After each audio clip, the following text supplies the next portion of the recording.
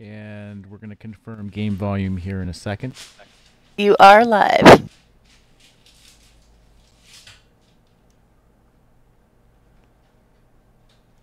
Okay, let's see. And can people hear the game? Yes. Okay, is it too loud? Oh. I guess we won't know until something happens. Alright, I'm going to send out a tweet. So that's what we do.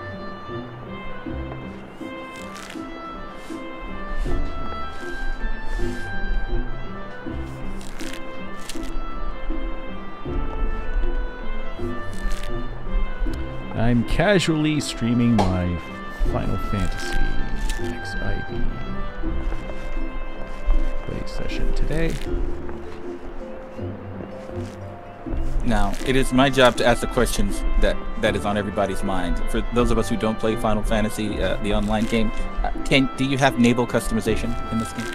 Unfortunately not, and that's a severe oversight.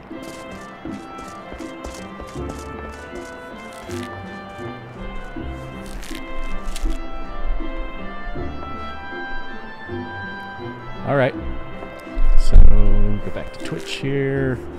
Let's see if we can get some people in here. Hello everybody.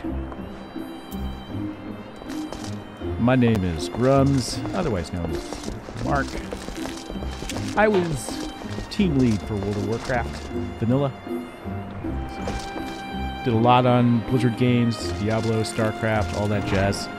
And I got really burnt out on MMOs. I got really sick and tired of them, actually. And I tried Final Fantasy about a year ago, and I lasted all of about 3 hours, 2 of which was just buying the game and getting set up. That was kind of crazy. The account system is horrible. I'll just say that outright. And that's the first thing that needs to be fixed with the game. I think other streamers have made the same observations, but that was my experience a year ago, and I quit. I just got around town, and I found town so confusing the first time, because I was streaming it live, that I just said, no, I can't be bothered. But now, I've come back to the game a year later, and reactivating my account took another 3 hours. And remember, I hadn't gotten far. I think I was level 1 just wandering around town the last stream. So I had tried it on PlayStation before that. Another attempt that went bad. I had a couple of 4th level characters. And here I am today. And I just had such a great time in this game in about the 20 hours that I've been playing.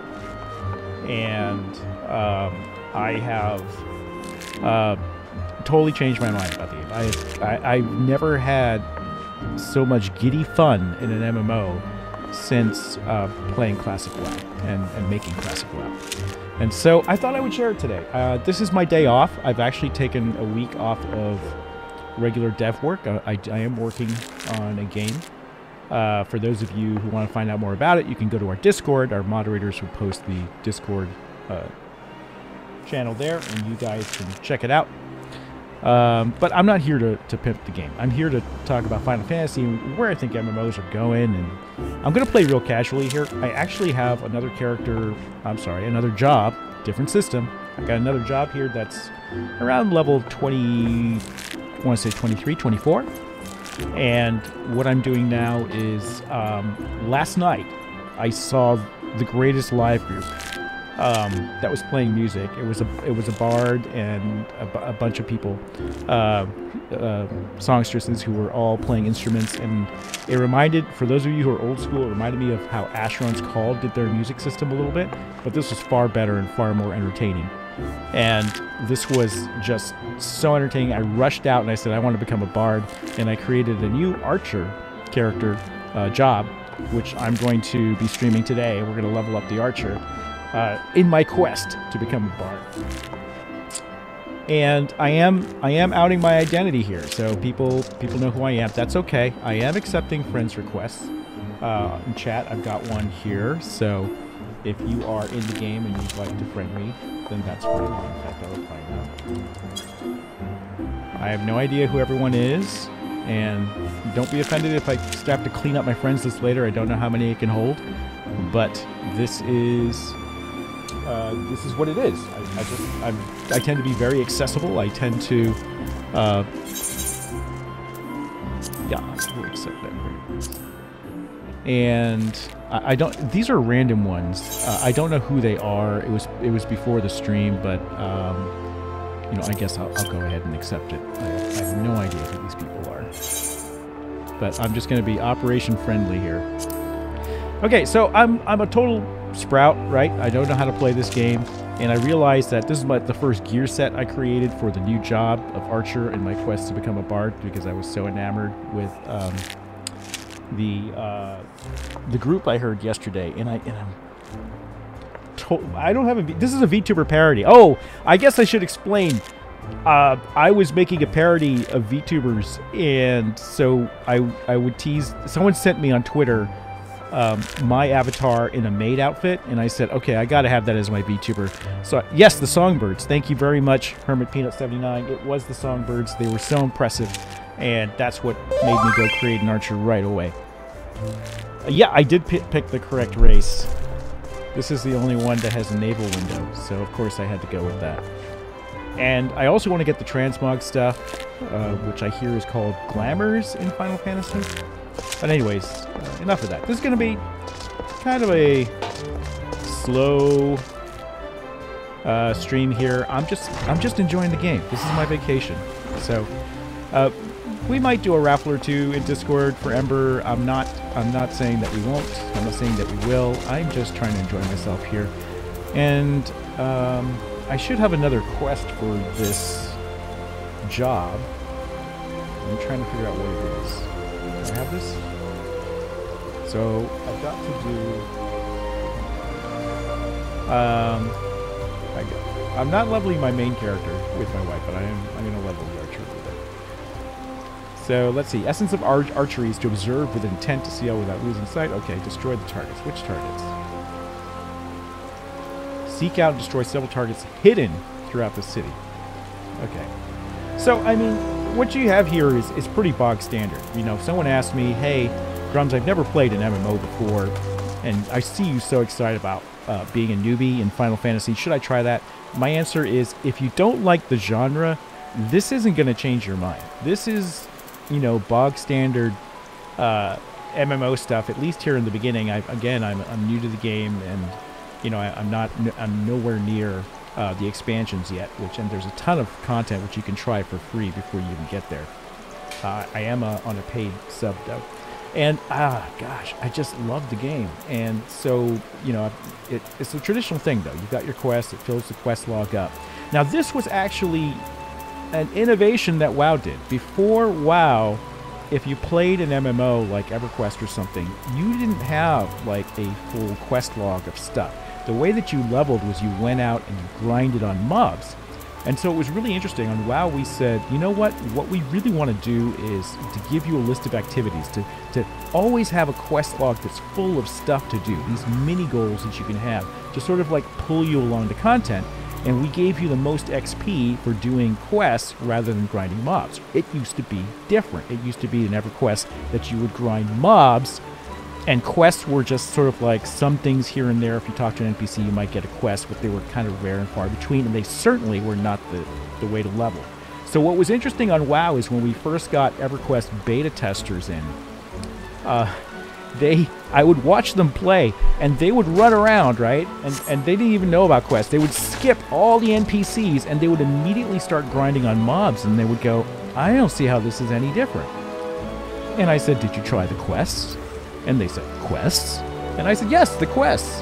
And they were like, there's quests in this game? I mean, it's like the Lord of the Rings moment. It comes in pints? Yes, it comes in pints. Go try the quests. And so they tried the quests, and that was transformative, right? It moved the MMO genre from grinding on mobs to giving you quests to do, which is still grinding on mobs, but we called it grinding with a purpose. We called it masking the grind. Right? Now, players are sophisticated enough, they recognize the grind is still there. No amount of quest text is going to dispel that. But if you've never liked MMOs because of this sort of, I call this the current meta, the gameplay loop of MMOs, where you go through quests, you go through dungeons, you have combat rotations, all this sort of stuff I call the current meta of MMOs. WoW changed that. And if you never enjoyed the WoW formula, you're not going to enjoy Final Fantasy. But if you do like WoW, and you are looking for something different, and especially if you like classic WoW, so you can put up with sort of like this somewhat dated structure of fetch quests and things like that, then I highly recommend the game.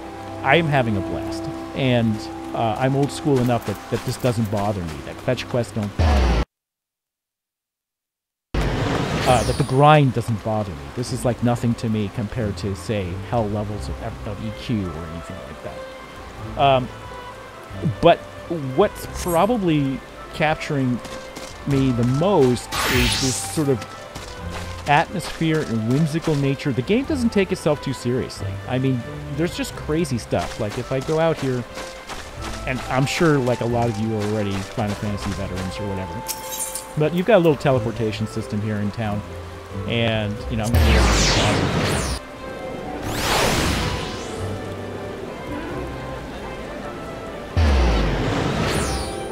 okay, is the Game Master volume too loud? That does happen because I'm using Voice Meter, which does a double audio feed.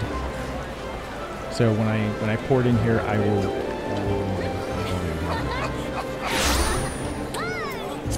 All right, let's go to system config. All right, I'm pulling main audio down a bit. Is that better?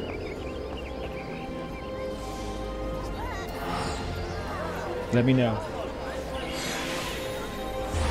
Yeah, Rachel in Discord says, I'm watching both our Discord chat as well as our chat on Twitch. And Rachel says the first 50 levels of Final Fantasy XIV are the worst, so if you enjoy yourself at low levels already, you'll probably have a lot more fun.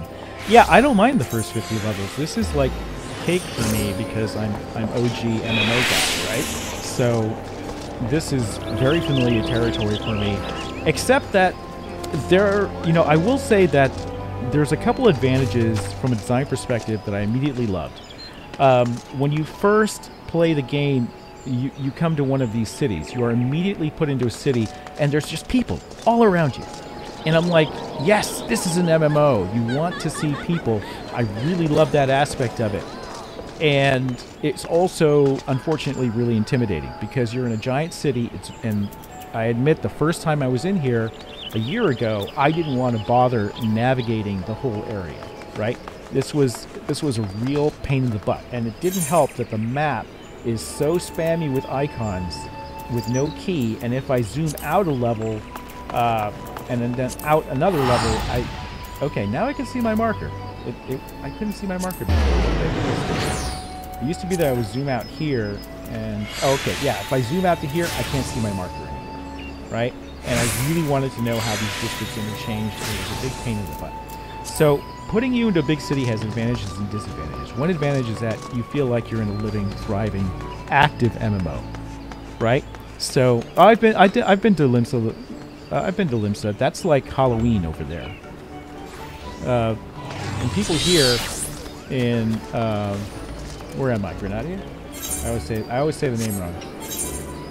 Yeah, I'm in Granadia. People in Granadia, I think, take themselves more seriously. I see less wacky costumes and stuff. And then it's really funny. Every town has their own personality. And Limsa is just like Halloween all the time.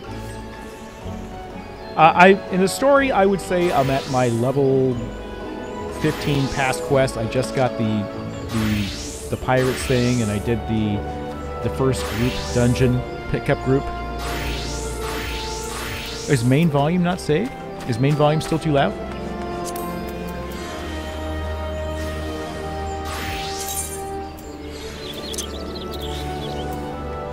No, it didn't save.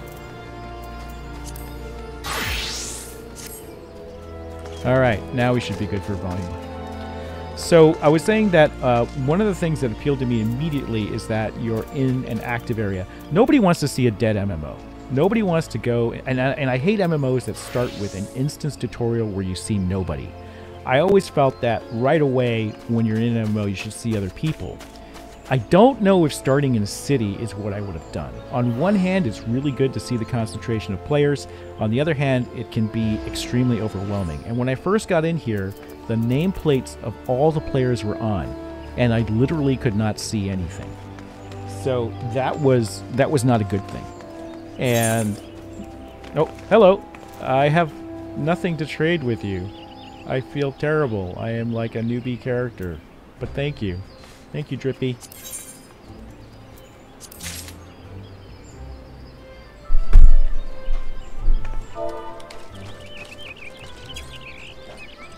And the emotes kill me. I love the rich emote system.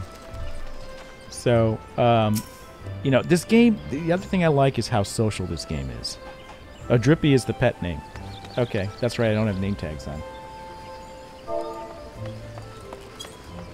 The emote system's really rich, and you can buy emotes, which I love. So if you go to social, and I don't know how many of you ever not played this game. I feel like I'm really late to the party here, but I'll just explain some basic stuff. So, you know, you can kind of like search for emotes and stuff, and it's really handy. I like this search for emote feature a lot. The other game problem this has is just the amount of HUD spam and UI spam and the amount of systems that get introduced. It's a strength and a weakness. There are so many progression systems, quest lines. I mean, you've got your main quest up here, you've got your guild quest here, and they kind of dump it all on you really fast. Like just wandering the town, you start to acquire multiple progression chains, and it can be very overwhelming to a new player. And so that's something that we would have, old school Blizzard, sort of like pieced out. We would have like sort of like given you one and then fed you a couple levels later another. And they do some of that here, but there's so many progression systems, and I kind of love that too, because the strength of that is that I can be doing multiple things at a time. There's never not something to do, right? So anyways, I'm talking too much and people just want to see me play the game. All right, so I have to destroy these hidden targets, and I have no idea where to find them.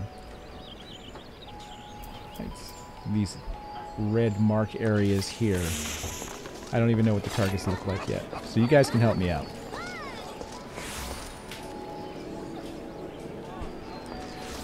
Also, as a newbie player, I find it really helpful to play with the map open, but I also don't like having to play the map. I like to be immersed in the world, so I do find this, again, you know, I find the game to be a lot of plus minuses, right? Like, this is great that you have all this stuff to do, but it's also extremely overwhelming, and it's nice that you have access to a map, I guess, but there's a big amount of spam here. Alright, let's find the first archery target. Look for sparkles in things called archery butt. Okay, that's not a very appropriate name, archery butt. But I guess, you know, like WoW, they place sparkles on stuff that are your target objectives. I'm just having trouble here finding the one in this area. Look up. Good tip. Also, it's a little weird that when I equip my bow, all my other gear unequipped, and I just... Ah, there it is, archery butt. That's what they look like. Okay, now that I've got the visual, I can do it. What would be maybe helpful in a modern MMO is if your quest log actually included a little picture of the item.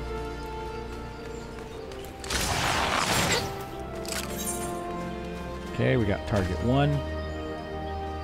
Oh, why is this area still red? Is there another target here? See, that's what's confusing.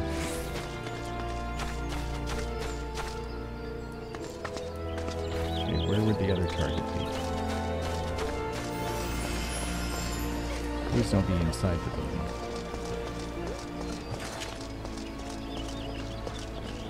How do I feel about the arrow not being visible? You mean as it fires from the bow?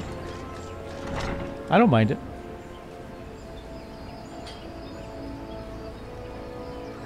It's on the flag. Okay. Where's the flag? There it is.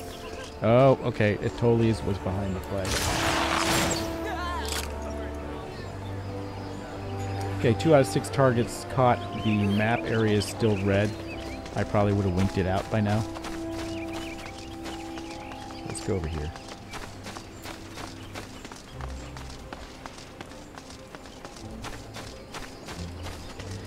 I do like how how many NPCs are in town. It feels very JRPG-ish. I'm enjoying that a lot.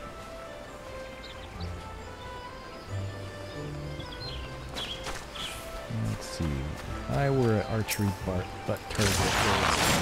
How about there? Nope. I see one.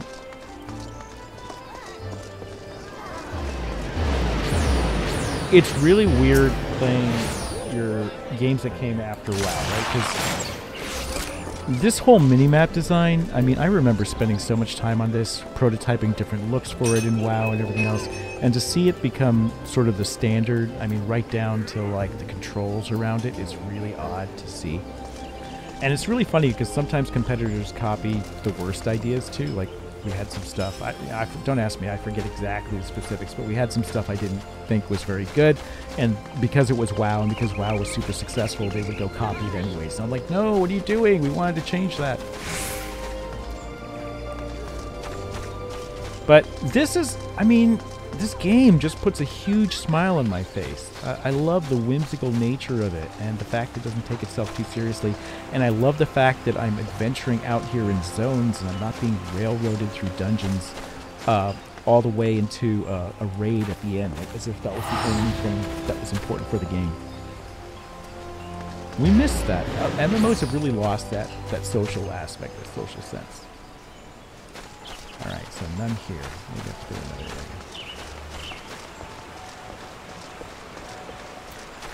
I need 2 more. And things like the quest tracker. Like, it's weird to see this become industry standard when it wasn't before. Oh, I see a target over here.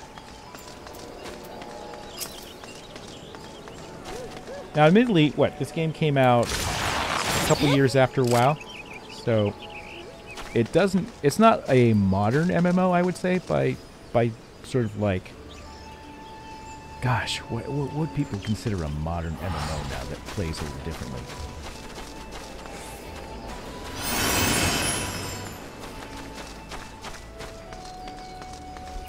But you know what? It's a testament to the formula that it holds up, right?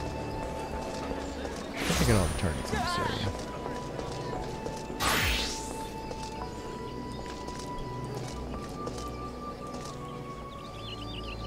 Don't see any sparkles here.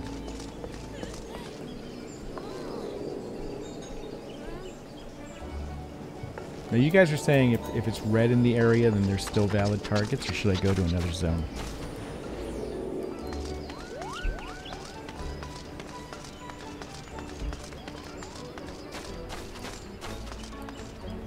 Now they do hide them, I discovered, so I'm going to have to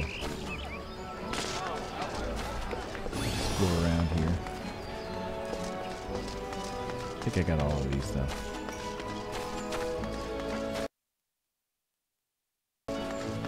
No targets here. Okay, I'm gonna go to the next city zone over. One thing that I don't like so much is the amount of loading. Like you'll see when I go from one area here to another. Oh wait, there's someone here?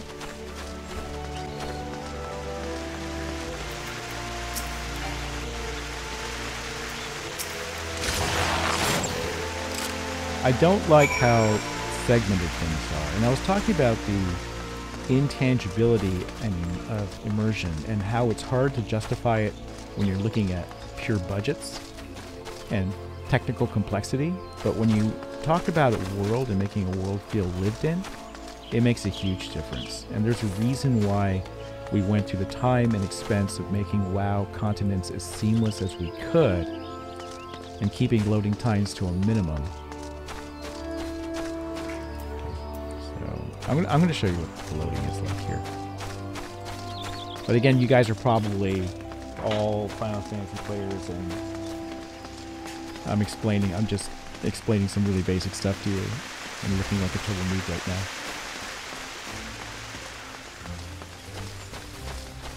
Okay, see, so the city gets divided up like this, and I find that really breaks immersion.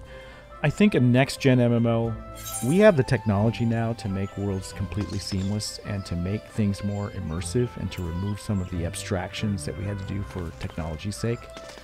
And I think that that's going to be important for future MMOs. I don't see any target areas out here.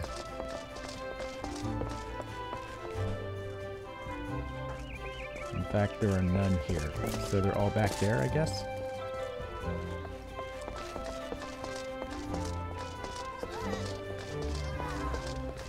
Oh, you have armor for me? It's okay.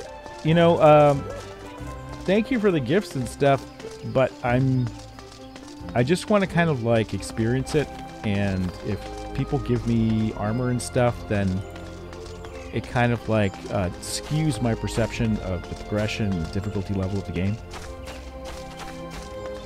But I'll definitely have questions about how to play. Wessam in Twitch asks, how long do you see current MMOs lasting before they make way for these newer MMOs? You know, it's interesting. I think that these things have so much network effects, right? The reason why WoW has lasted as long as it does until now, you start to see it really, I think it's taken a real slip, is because of network effects, because all your friends play, right?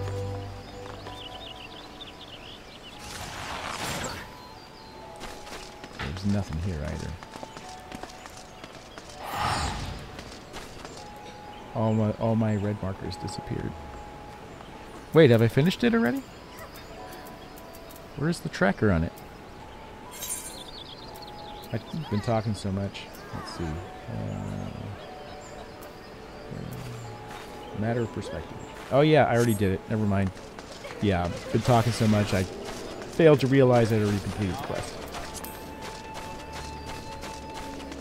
Let me shrink this chat window down.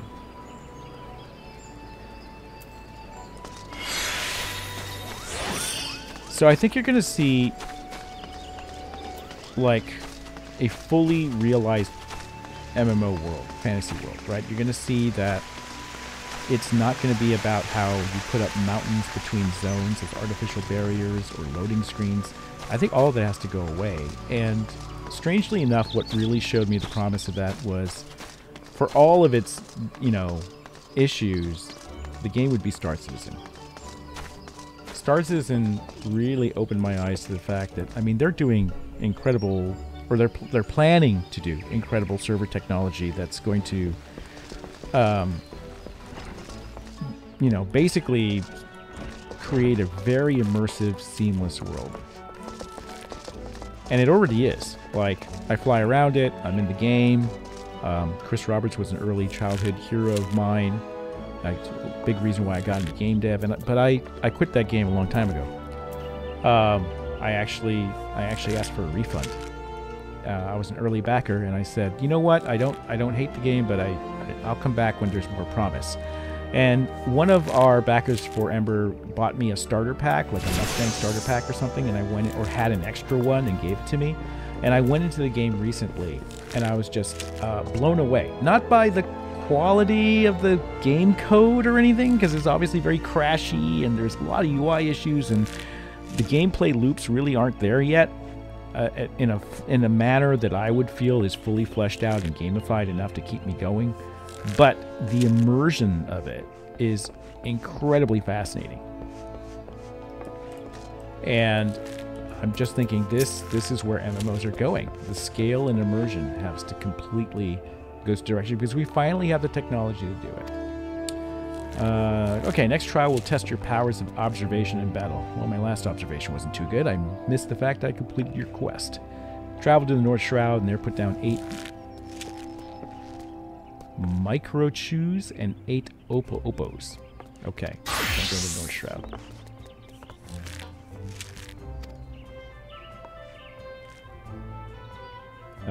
Okay, they produce poison, and they have range. One thing I do like are these text bubbles. WoW gives you a pane of text, right?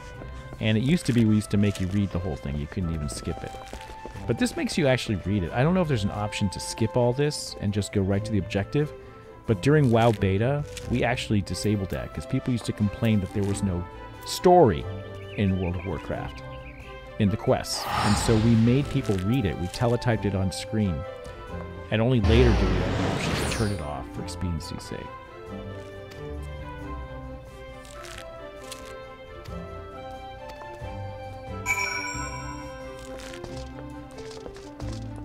Yeah, I have armor on my other character. I'm just seeing what it's like to switch jobs, and I switched to Archer here.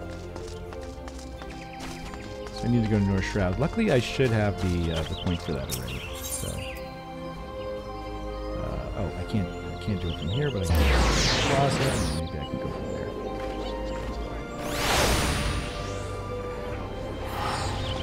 Read, Grums, read. Am I missing vital quest text?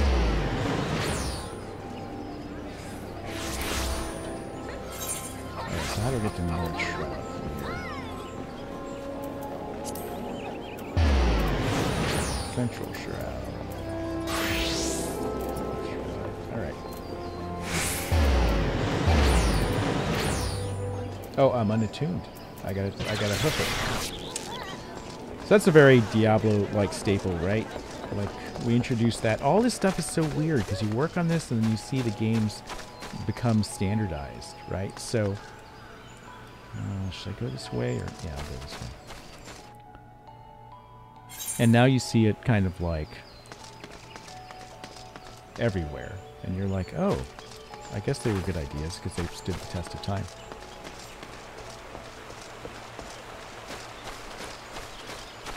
So I watched Aslan Gold's impressions video where he talks about the good and the bad of Final Fantasy. I totally agree with him on account creation. It's atrocious.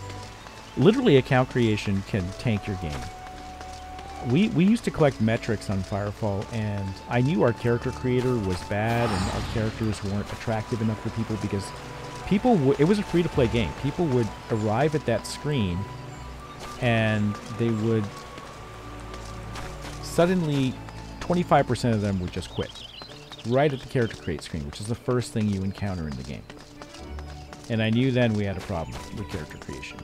Imagine how many players aren't going to put in the 2 to 3 hours to diagnose an account issue because of some obscure account paradigm with Final Fantasy. I've had this twice now. I've actually spent a quarter of my total game time so far dealing with Mog Station and how bad it is, and trying to get items unlocked and expansions unlocked, and trying to figure out if I'm on the PS4 version or if I'm on the Windows version. If I'm on the Windows version, am I on Steam or am I on standalone launcher?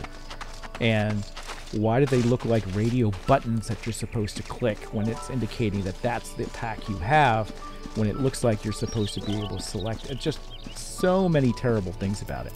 And I will guarantee you, they could 10x the number of players they got into the game if they fix that. Because you'll never hear it. Those people will never, ever contact customer support and complain. You just will never hear from them again. Alright, so what do I have for skills here? So I've got a heavy shot, which is my standard sort of opener, I guess. And I've got a straight shot.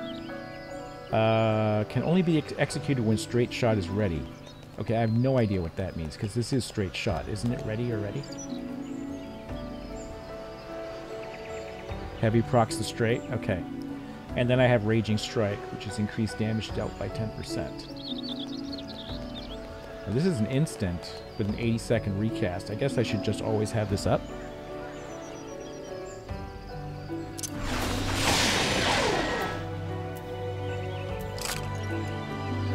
Also, the tab targeting is kind of sucky. Like, it's not always the target. Okay, I opened up with heavy shot, but I'm not getting my straight shot option. So I'm not sure what's going on there.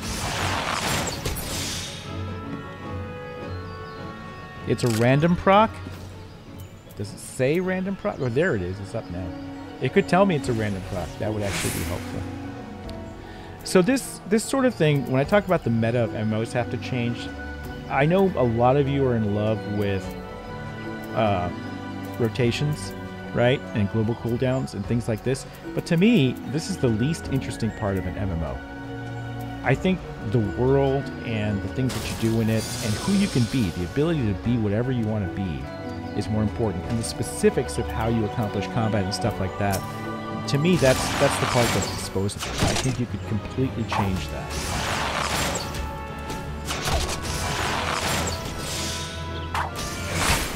In fact, that combat rotation stuff, that was never my forte. So, you know, quest design,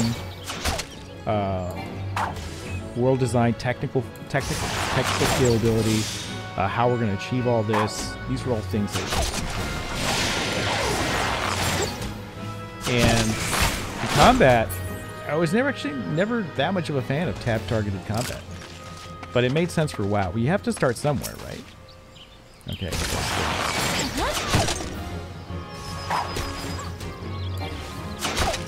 Oh, is my voice a little low still? Okay, I will. Hey, Grum. Yeah. I heard a rumor, I don't know if this is true, that the original style of MMO combat was largely based on the limitations of the network code at the time.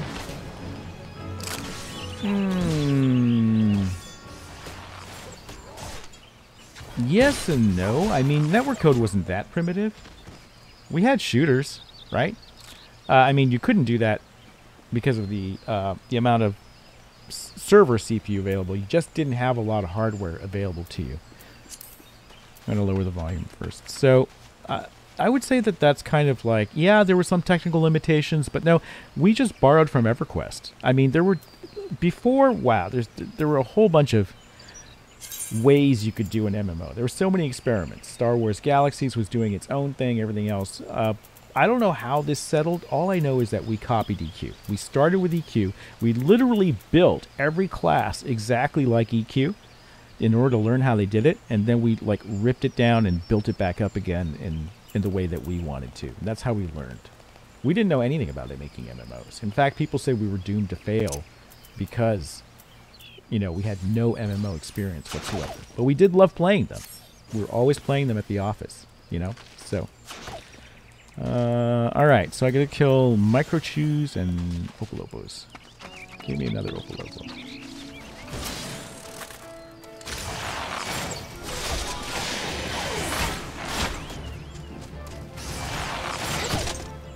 Yeah, it is weird not seeing the arrow. Now that you've mentioned it, it does bug me. Again, you know, I talk about how new MMOs are really going to have to get away from removing the abstraction and making it feel more physically real. Not to the point where it's aggravating, but I think that if you want that sense of immersion, you should see that arrow. That's important. Little things like that all add up to that sense of immersion.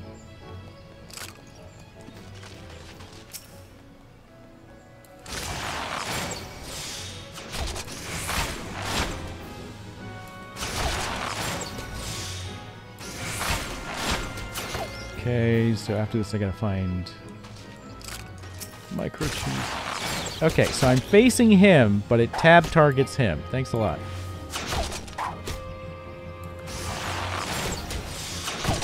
That's what I mean by the tab targeting here is not very intuitive. And it's worse in a dungeon. Oh my gosh. I did my first dungeon the other day, and that was kind of agony. Saint Statistics says, one thing WoW has that I'd like to see Final Fantasy explore is how every class has 3 paths. I'm not sure. I haven't played WoW in a long time. No, they did away with the talent trees, man, if you're talking about the old classic talent trees. There were too many ways that people were... If you didn't have the right spec of talents, it was, you know, it was very toxic, and you couldn't get a group. So they did away with that, and everything's pretty much a linear unlock. Now, I don't play a lot of retail WoW for a lot of reasons. One is I was burnt out on WoW. I just didn't like the way it was going after Wrath of the Lich King. I came back for Legion a little bit. I loved the invasion systems in Legion. I wish they had kept that around. I mean, that felt epic, and that's, you know, when we go to make Ember, that's like one of the things we want is those epic Legion-like battles all over the server constantly. But after Legion, I didn't play. And then after the Blitzchung thing, when Blizzard very obviously was taking a political side in order not to damage relations or being banned from its major market, and not being transparent about that. I mean, they could have said, listen, to operate in China, we can't talk about Taiwan. You know, we can't talk about Hong Kong. And that's just the way it is. And at least tell us the truth. Don't try to, like, you know, pretend. Yeah, the Blitzchung thing is so bad. So I boycotted. I uninstalled Battle.net. I don't play Blizzard games anymore. So I know very little about retail. So a lot of you guys, the other thing is that players are so much more sophisticated now. You figured out the meta of these games. And it's very easy to do so because you have the prevalence of YouTube and everything else. And the writer on our team, Jeff, says that a lot of game designs don't take that into account. They don't take into account that players are just going to know how this works from YouTube, and they're going to min-max your system that way. But you guys will know more about WoW than I ever will at this point, and I'm not going to go back and ever check it out or learn it. I'm going to learn this game.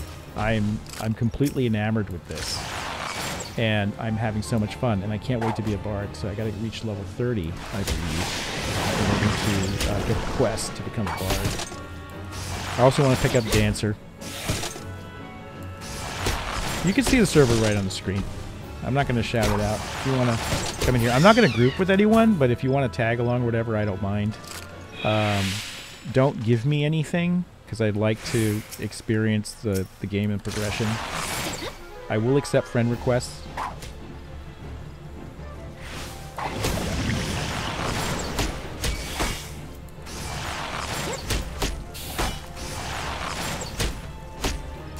Thank you. I'm not actually a VTuber. This is a joke outfit, and one of our community members put it together. Beta4OK rigged it. A friend of mine did the art. He did my original avatar art, and people seem to enjoy it. People like Mage Drums and the Neko ears and stuff. I find it relaxing. I mean, the difficulty's really low in the open world. Much lower than WoW. In WoW, in classic WoW, if I pulled 2 ads, the game was designed to sort of put you down to at least 50% hit points. Like, here's the poison stuff coming at me. I'm not very concerned. I just find the pace relaxing. What wasn't relaxing was the amount of stuff they throw at you, and the real feeling of FOMO that you get for, it's like, well, should I be doing crafting now? Should I be doing this? Should I be doing my leave quests? I mean, I've unlocked all that, right? I've got my hunter's journal. So you got things, you know, multiple progression paths. And I think this is brilliant, by the way, because you have multiple progression paths in the game. And if your buddies aren't on to play, and if you don't want to advance, you could even switch jobs or switch to crafting. Crafting is its own class, and do that. And that keeps friends together, right? Because it sucks if your friends level out of your range. So I think this is actually a brilliant part of the game, that you have all these multiple progression paths and jobs you can switch to without having to change your character or do any of this. And there's always something to do. It's just chock full. Absolute kudos for that. That's good. And a new ability. They don't really tell you too much when you get a new ability. So this is Legs Graze. And they don't... Okay, this is a multi-class thing. Is this a stun? Yes, it's a stun. No, it's not a stun. Didn't bother either. But I just find this relaxing. And so on my vacation here, this is... and I'm having such a good time, guys. I'm supposed to be back Monday. I might take another day or two. We'll see what happens. I'm sorry. Emberites. The team is working on stuff. We're working on... some additional art. We're doing an art pass for the game. So we recently took all the graphics back to temporary status and the sound effects. Some of you were complaining about some of the sound effects in the game. And that's because we pulled it back to white box while we work on the demo stuff. Alright, so I gotta go back, speak to my dude. So I guess I will just hightail it. Yeah, I will spend for the teleport. I'm really lazy. Even though I talk about how great it is to have an immersive world and you can run around, if you give me a teleport option, I'm still going to take it. I think it does shrink the world. I think it makes the world feel smaller. I have nothing wrong with fast travel, but I'm kind of the opinion that you should see the world and get the way. And again, hiding the abstraction, right? These zones, they're not physically connected in any way. They're just running on separate servers. But I like taking the chocobo paths and stuff because they show you how you get from one area to the other. They give you that sense of world. I think Final Fantasy just gives you a whole bunch of stuff that shrinks the world a little too much. I think for me, it doesn't ruin the immersion by any factor. I'm just saying that when you add the immersion in, something special happens. Okay? And that's what has me so excited about Star Citizen is less about Star Citizen and more about what we're going to do with the trickle-down technology of Star Citizen, right? When we take Star Citizen tech and we apply it to our next fantasy MMO or our next sci-fi MMO with maybe a more game loop-centric rather than simulation-centric approach, I think that's going to be amazing. And there's no way to say, yeah, if we put all this work into making an immersive world, it will just be amazing. There's no way to justify that on a spreadsheet. It was one of those features that was very hard in early WoW to justify to the team. It's like, we want to make a seamless world. We're like, that's 10 times harder. Why do you want to do that? Because it matters, because immersion matters. And we now have the tech to do it. The earlier version of Final Fantasy, I'm told, was actually seamless, but I think they made this one zonable in order to fit on PlayStation. In order to be able to load on PlayStation, they had to do that. You don't have to do that anymore. PlayStation 5 has ultra-fast SSDs. This is not going to be a problem for a modern MMO. So imagine you take the tech that they have in Star Citizen and you apply it here to a game like this. And and the sense of scale, too. Although this city is huge. This has a pretty decent sense of scale. I think that's going to be an amazing feeling that you can live in this world. And that's what I want out of a modern MMO, is I don't want to rush through the content. I want the journey to be the reward. And so I definitely want to feel that. And having a fully immersive, Star Citizen calls it physicalized world, helps contribute to that. Now, I think they take it too far in many cases. You still need some conveniences. Oh, a little cutscene here. But I want to live in the world. And I'll tell you what, as we age as gamers, and it's time to go retire, and, what are you going to do? Are you going to buy an RV and tour the country? Are you going to go buy a house in Florida? I think that for a lot of us, when we retire, we'd like to retire to a virtual game. Someplace we can live and be heroes and slay dragons and feel like we're living in this world. That's what I want to retire to. I want to retire to a virtual world. When that time comes.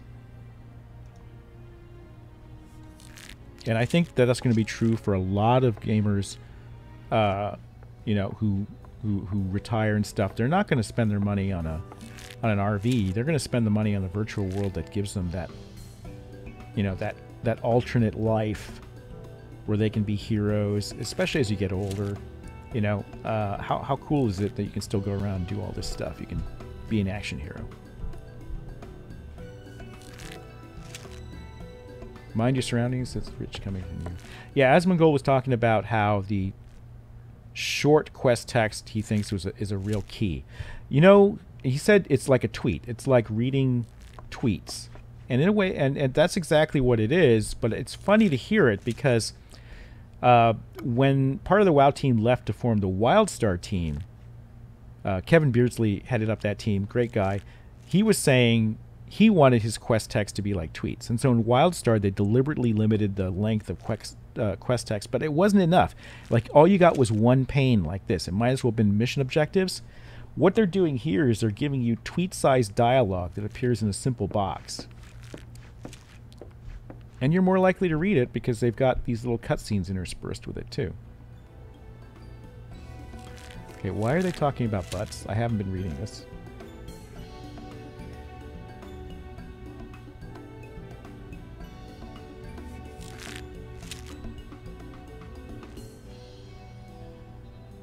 Fossil Brain Wildbird, troubles with this, Elementals this. Oh, have no offense.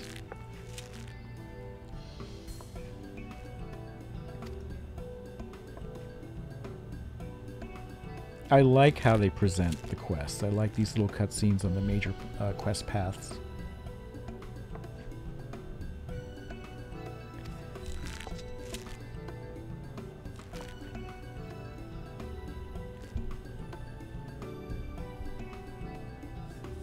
Okay, trust my eyes. Resume my training.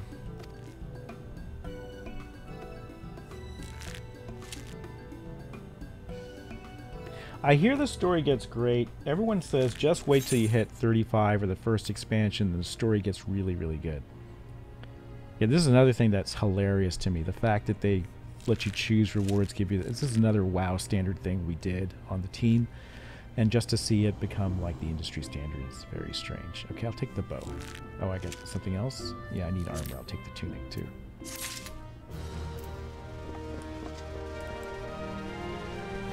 Now, that sense of immersion, like, it's really... You saw how the NPCs just all sort of... And the other players just sort of popped into existence here.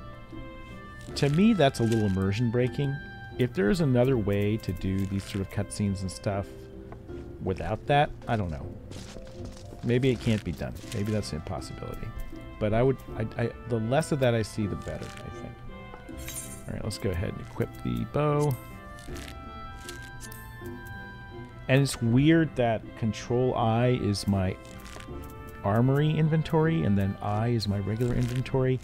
There's a lot of complexity here that I think would frustrate a lot of newcomers.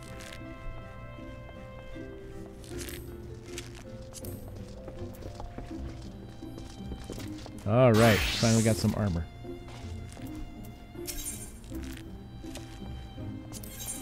Can I not do this yet? I have to be Archer level 10. Alright, so one thing that's kind of neat, I'm level 6 now. I might as well, you know, so, okay, I'm level 6. I ran out of guild quests here. What am I going to do? I've already been following my main story. I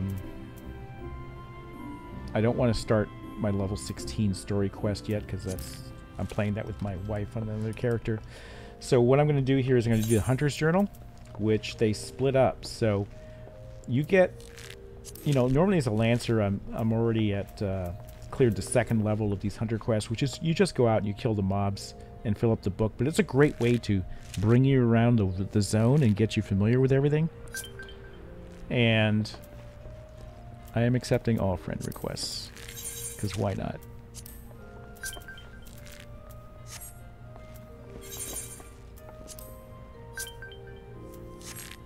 And one more. All right. So, but now it's like, okay, I need another progression path, right? Because I don't want to advance the story, and I don't have to. I don't have to level past where my wife is and lose my group companion for those. Hunter, you know, when you switch, now I'm an Archer, I get to do it all over again. So I can level this way till I get to level 10, and then I can resume my guild quest. And again, I'm a noob. If I'm explaining this wrong, forgive me, Final Fantasy peeps, but this is one thing I noticed that I like. So I'm going to go do these until I'm level 10, and I'm going to come back and resume the Archer quest. So I'm going to go to North Shroud or Central Shroud. I don't care. I'm going to just start doing these. Like, what level are you? And it tells you the, you know, where to find them too, which is good. Okay, so we've done these guys, and these are generally in order of I guess, power. So let's go to North Shroud and do some of that stuff. I never got the Aether Point for that. I should go to North Shroud and grab the Aether Point for that.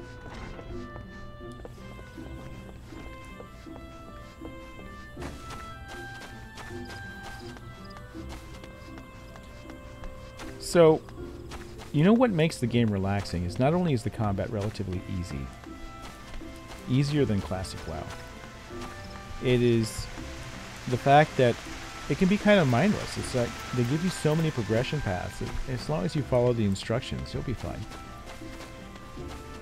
Now, as a completionist, it does give me, and an OCD type of person, it does give me a little agita that that I might be missing out. It's like, oh, I'm not doing my leave quests, and I'm not doing this, and I'm not maximizing that. I had to learn to let go of that, because there's no way you can do everything at the same time in this game. There's just too many parallel progression paths. And that's okay. Just pick the ones you want to do. I'm gonna go to right. So I wish instead of saying adjoining area, it would tell me which adjoining area I'm going to.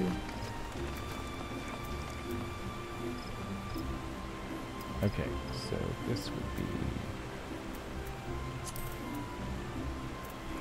I want to go to North Shroud, so I'm going to go north. Okay.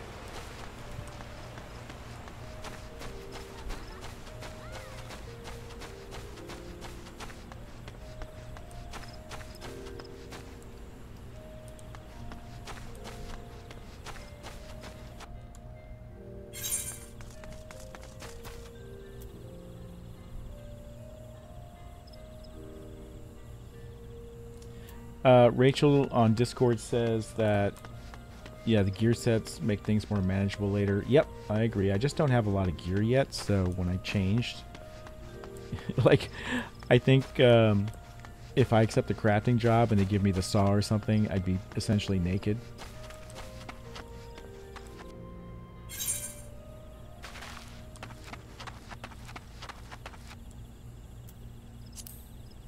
Alright, so where am I now? I am in the North Shroud. I want to grab that. I want to attune to that waypoint first.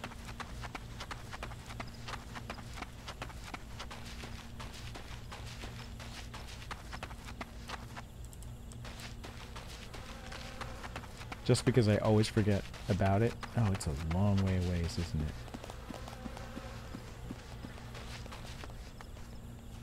No fall damage.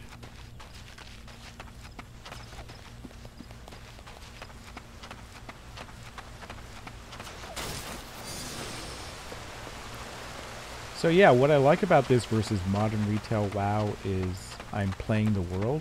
I feel more immersed in the world just because the zones matter. At least at the early levels. I don't know if that holds up later on. It feels like modern WoW, you're just running through the dungeon finder stuff. Okay, how am I going to get past these guys?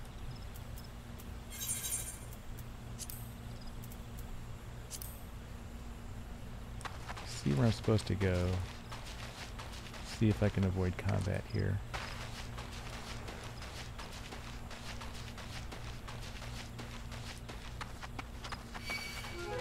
No, no, no, no, no, no! Don't kill me till I get to the crystal. Sprint.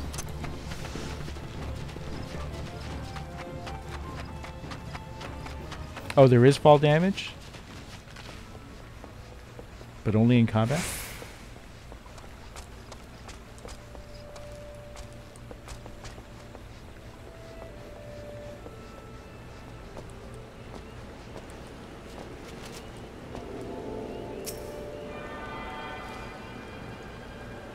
This is so Diablo feeling. I'm getting PTSD flashbacks. That was a hard game for the entire dev team to make, Diablo 2. Okay. So, I learned, thanks to the internet and some people helping out, I learned that the most efficient way to early level is probably to do your Hunter's Journal and any of the fates that crop up. The fates are a nice touch. I do like the fates. They are these little purple things that pop up, and they tell you the level range. I guess it's their version of a sort of like mini dynamic event. But to me, true dynamic events, what I've been pursuing for my design is they can appear anywhere. And the idea is to have sort of and not just have them appear in the same place over and over like a theme park ride, but actually to have an AI dungeon master that's actually creating a entertainment path for you and guiding you organically along the way and creating these sort of dynamic random encounters for you that you can or can't participate in, up to you. Okay, what's in here? I've never been in here. It's an inn? Okay. So I guess inns, you get rest XP here? Is that how it works? Just like WoW?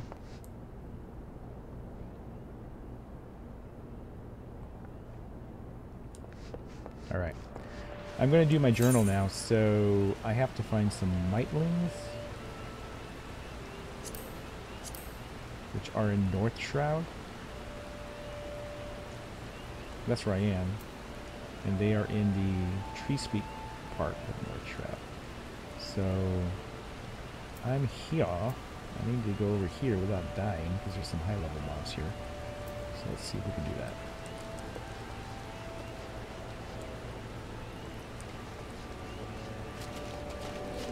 The rain freaks me out. I've been playing so much Valheim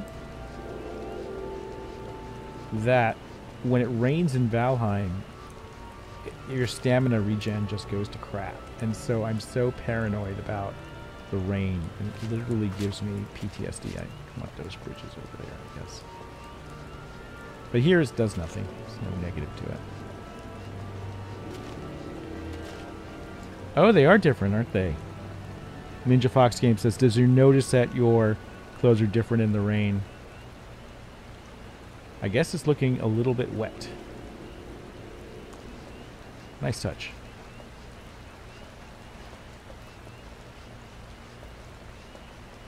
How do you feel about weather status effects in Ember? I don't know. I haven't gotten that far, Harry. I think the answer is yes, because I love the idea that the early zones, because in Ember... Oh, no. Oh, you're going to kill me. Okay. The early zones are frozen over, and you have to terraform them. I like the idea that maybe that's a bit more challenging. So, and welcome to the stream, Harry. Harry's our lead server programmer on Ember. And You got a title now. That's great. yep, we're doing titles now. Alright. The thing about the example that I can think of, like in BattleTech, right? When you're on the frozen planet, you get a bonus to your heat generation, right? Your heat generation is lessened. And when you're on like a desert planet, and the heat generation is increased, stuff like that. So it could be interesting. I think it would be. So there'd be disadvantages of being in the cold and advantages, like, you know, maybe your power systems recharge a little faster because you're not overheating as much. The environmental effects, I mean, that would give you that sense of immersiveness. Again, I think you can take those things too far, and people don't understand why they're ineffective, or so a lot of it is down to psychology. If you can make it more about the benefits, and you can recouch a lot of negatives as a benefit, then I think it's a little friendlier that way. And the classic example I always give about that is, you know, rest XP. Rest XP is actually an XP penalty. There's an XP penalty for playing the game too long in WoW, or in this game, because it has rest XP. But it doesn't feel like a penalty. You're just logging out and in, and it feels like a bonus. Alright, so we got those guys. We're going to do Midge Swarms next. Oh. I guess I could do that. Let's go do this little fate that popped up here. I'm not sure if you remember, what was the thing about Duskwood in World of Warcraft, right? In vanilla World of Warcraft. In like a beta or something, like one of the very earlier versions. Duskwood was the zone that was like, sort of like dark, and like you couldn't see at all or something? Yeah, it was very dark. How did that work? Because the thing that I heard is that you literally couldn't see anything, or something along those lines. I don't remember it being that dark. It was pretty dark, though. That was... We didn't... Stupid ad. Trash mobs.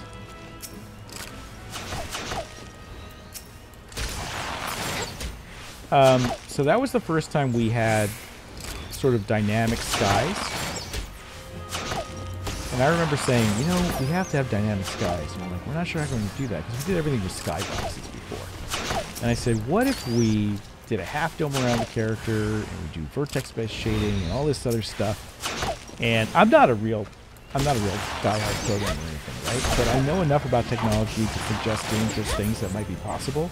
And if I happen to find a programmer that is receptive to that, then sometimes magic happens. And you know, the guy came back to me, Tim came back to me the next day, and he said, I really like your ideas. I went ahead and I coded it up, and it works. And suddenly we had sky transition between, you know, Elwyn and Duskwood, and it was really cool. And maybe we went a little too dark. We did that in Firefall, too. We made our nights super, super dark. Oh. And people really liked that, actually. But I don't think it made it unplayable. I don't think Duskwood was made unplayable. How dark it was. Yeah, it's probably exaggerated or false memories or something like that. And I don't remember it being that dark, because we were very careful not to make nighttime in WoW too dark. We used to say it needs to look like day as night. If any of you movie buffs out there, when they film nighttime scenes, sometimes it would be daytime, and they just put a filter over the lens, and they would do this in like especially older movies before they'd had digital effects. It would look really cheesy, but it was easier to film in the daytime. All right. Okay, we need midge swarms. Well, we passed a lot of those along this way, so. Where are you, midge swarms?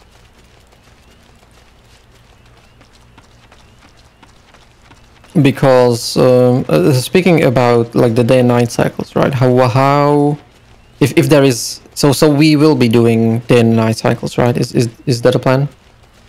I would like to do, you know, after, like I said, after Star Citizen, the more physical we can make the world, I think the better. So I think a day-night cycle would be very important to have. Because when I was playing, when, you know, DayZ was a thing and we were playing Arma 2, right? Arma 2 was merciless on the darkness, right? Some night, the amount of light during the night was dependent on the moon phase and of cloud coverage, right? So you could have nights that you could see like fairly reasonably, like without problems, and then there were nights that you couldn't see anything, right? The only way you could reasonably navigate is by looking for silhouettes against the skybox, right? Everything else was like pitch black. So it was kind of interesting, but probably not an extreme we would probably go to. I think we have the advantage that you're in mechs, or you're technologically advanced, you know, society. We can have lighting systems that you bring with you. There's some, and that would give you kind of a cool, I think, you know, Diablo 1 effect. You remember how dark it was on the edges of the map, and how that contributed to kind of like the horror feeling of the game? That is, we could achieve something similar, right? So around your player, your omniframe, you could be lit up fairly well, but your visibility would be down farther in the distance, and that could give you an interesting effect without penalizing you too much. It could also bring combat distances in. So again, it's your point about how environments could affect combat. That'd be pretty cool. But I mean, if there's static mobs like here, like we don't have static mobs, we have stuff that spawns in either on player demand or in the future dynamically based on this sort of like AI dungeon master. And that way, if you made it pitch dark here, you could easily run into these mobs and have a bad time, like run into the wrong level mob and get completely toasted. That would be extremely frustrating experience. But if there's an AI dungeon master looking out for you, you're not gonna have that problem. You're not gonna wander into a pack of creatures that's level inappropriate for you. Although that can be fun sometimes. There's something to be said about an open world where you can go anywhere, and I understand Final Fantasy is more gated. Let's see. Ninja Fox Games says, I'm getting a kick out of Kern being a V2 cat girl playing a bunny girl. Excuse me, I'm a V2 cat girl maid playing a bunny girl. Respect the outfit. A lot of time went into that. Let's see. So did we get the midge swarms? Oh, I need 2 more. Okay. Oh, am I missing a fate up here? Is this a good one? No birds allowed? Yeah, let's go do that.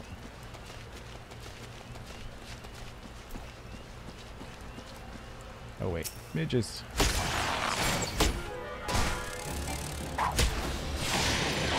I don't even know what these. Venomous bite. Okay, do I have a dot effect on this? Just gonna wait and see. Yep.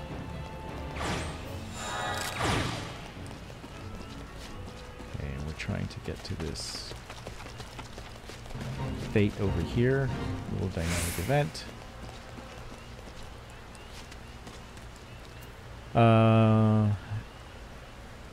Izali scouts have been spotted near Chesapeake. Locate the invaders and drive them from the forest by any means necessary. Alright. Be gone.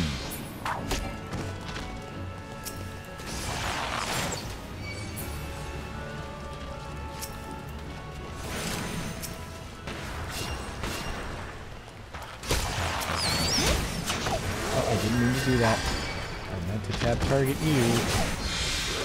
But now I got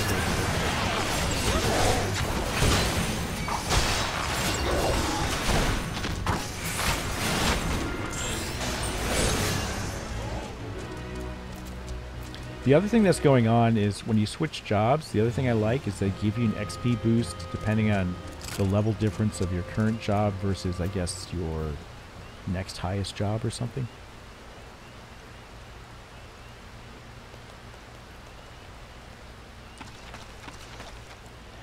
Yeah, Two Cats, that Blizzard dev slipped a moment. People make mistakes. Not every dev can interact with the community, and they kind of spurred them on to sort of harass Asmongold during his stream, or called him basically an a-hole and stuff like that. And that can unfortunately happen.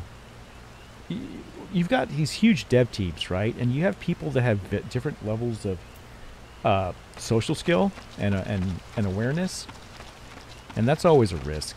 So, you know, that could be his personal opinion of Asmongold, but it sure made the company look bad. Oh, yeah. That's... Oh yes, I definitely should not be allowed anywhere near social media. Thankfully, I do not have access to any of them. It's dangerous enough to let me speak like this. The danger lurks around any second here. Alright, more midge swarms.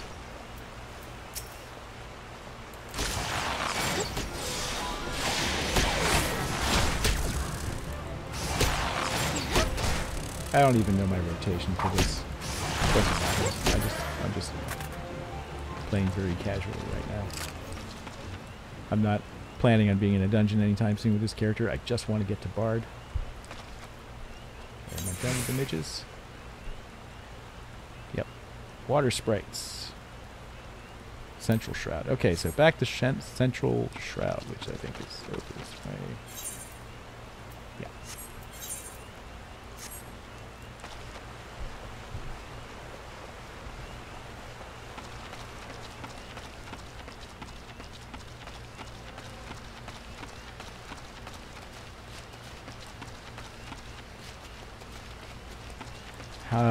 Peak Zero asks, how long till Kernbird's Bunny Girl Ensemble? So, my wife was saying that we have to name our Bunny Girl Ensemble, we have to name it Bards and Bunnies. Like Dungeons and Dragons with Bards and Bunnies. That's her over there, by the way. She's doing her journal. So yeah, if I make the ensemble, I think we're going to call it Bards and Bunnies.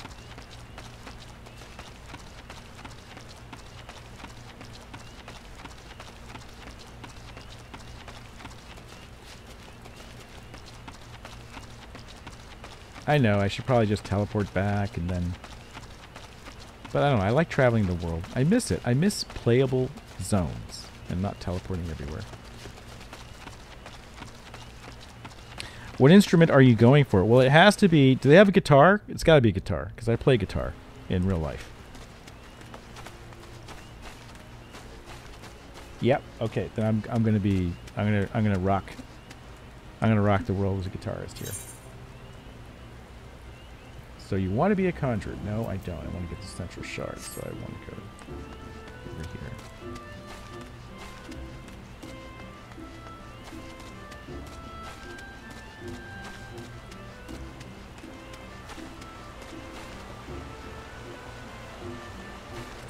Yeah, I'm being pretty kind in my comments about what that dev said about Asmongold, but geez, you know, I think it's symptomatic of something deeper.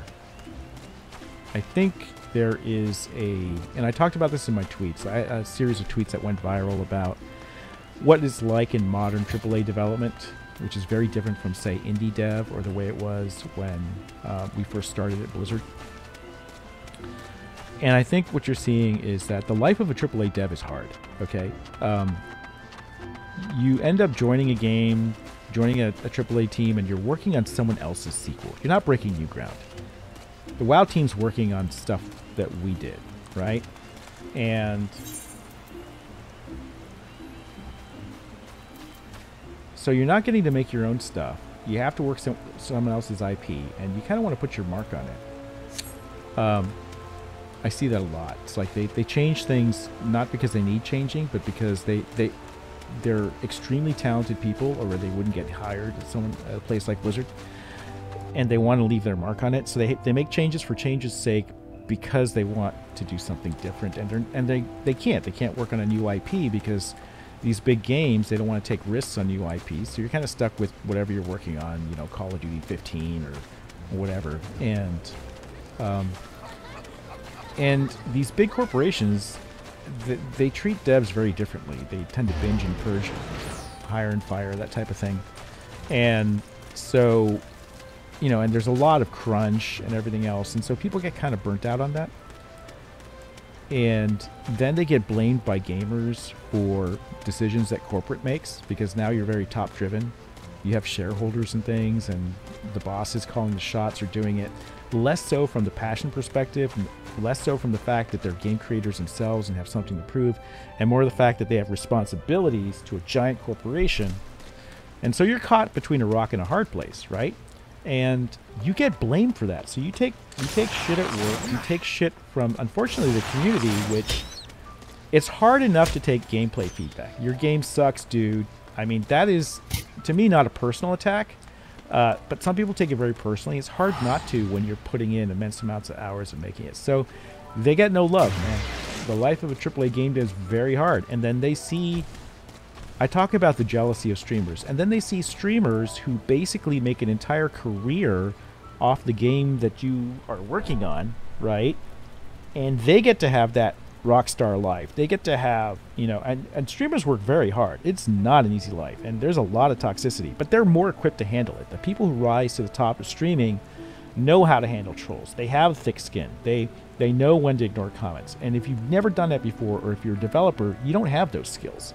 So I think on a AAA team, it's very tough, and a sense of embitterment kicks in. Unfortunately, for a lot of devs, that's embitterment against streamers and embitterment against the community, who in some cases is being really toxic personally to them.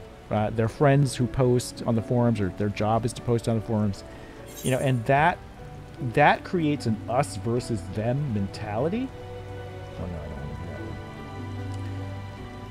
one. And I am in the Black Shroud. I don't want to do the Black Shroud. No, I'm in Central Shroud. This is where I want to be. So my journal, I want to go do Water Sprites in Central Shroud and Green Tier. Okay. And I am accepting friend requests. I may not be able to talk to you guys on stream. So now, where is Green Tier? Like, I wish the map was better. This kind of annoys me that I'm in Central Shroud, but you know, I gotta like zoom in here and like Green Tier, Green Tier. Okay, there's Green Tier. All right.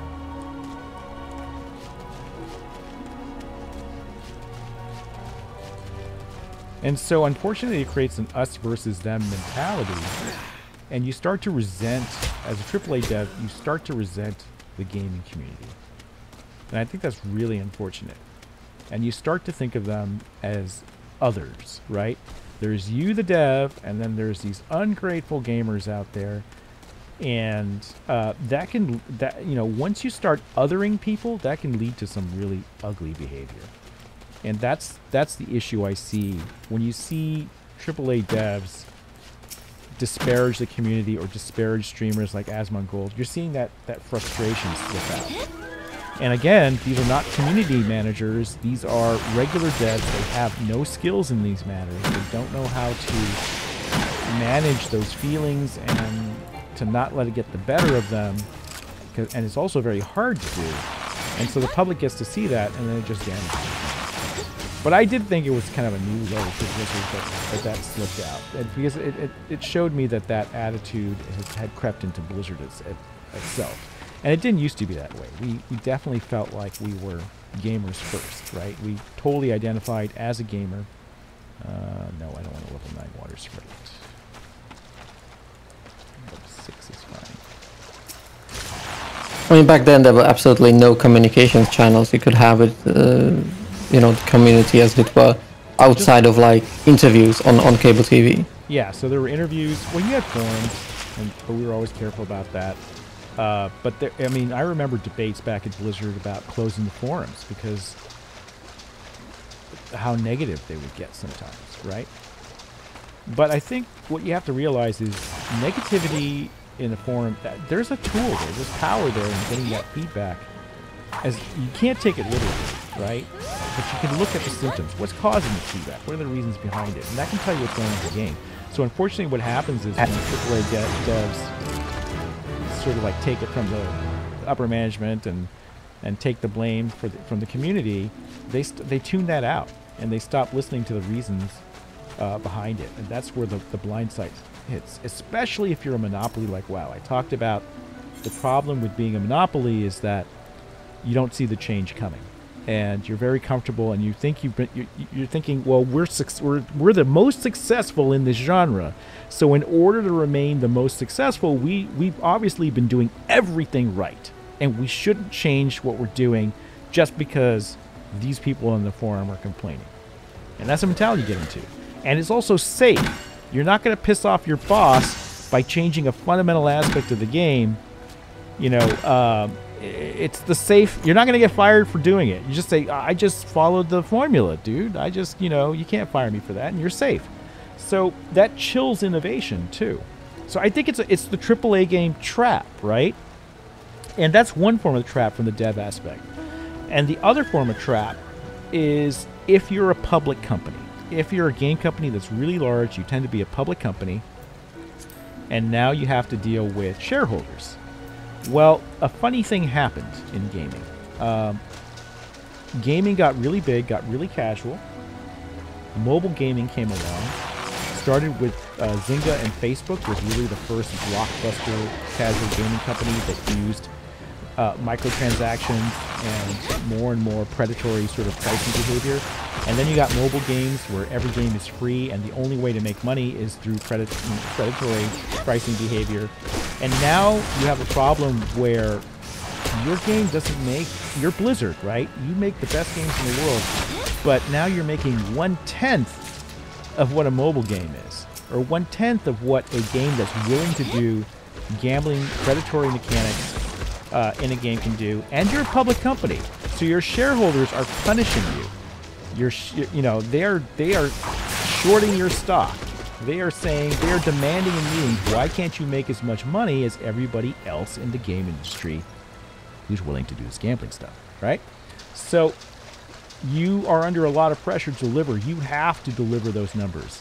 And if you don't, what's going to happen? Well, I'll tell you, at Blizzard, we had a tremendous amount of autonomy. And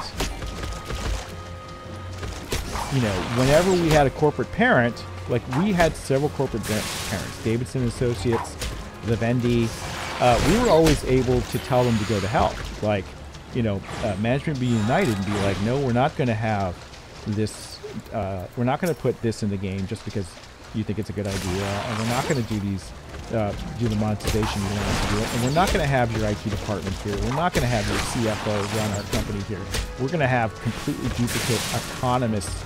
We were autonomous right down to like the IT department and payroll. Like we ran it all, right? And we could do that as Blizzard because we made we were the breadwinners, right? Our games made the most critical acclaim and the most money, short-term and long-term, than anybody else.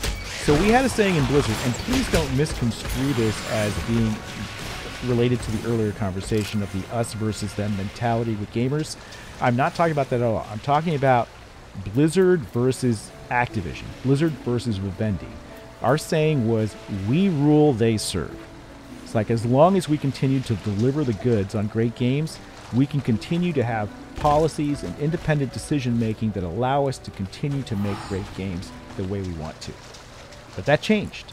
That changed because of predatory monetary pricing becoming the norm, becoming accepted, and becoming extremely profitable to the point where Blizzard no longer could compete unless they adopted similar things. That's why Overwatch bought them. Tactically, on a corporate tactics level, that's why Overwatch bought them time, because they had loot boxes, because they dipped their toes into that, and Overwatch at the time was making so much money. They were on a real hot streak with that. Same thing with Hearthstone, right, on mobile.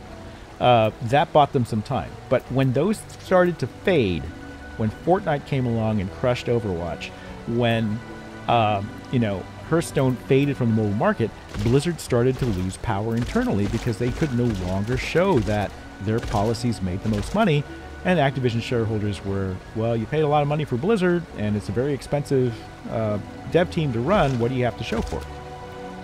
So that's when it happened. Okay, where do I find cannolis?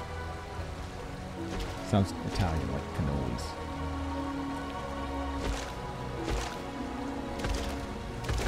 And yeah, and that inverts you with the fans. As soon as Hrondir says, I imagine that phrase was inverted with the fans. Oh, you're talking about the phrase "we rule, they serve." Yeah.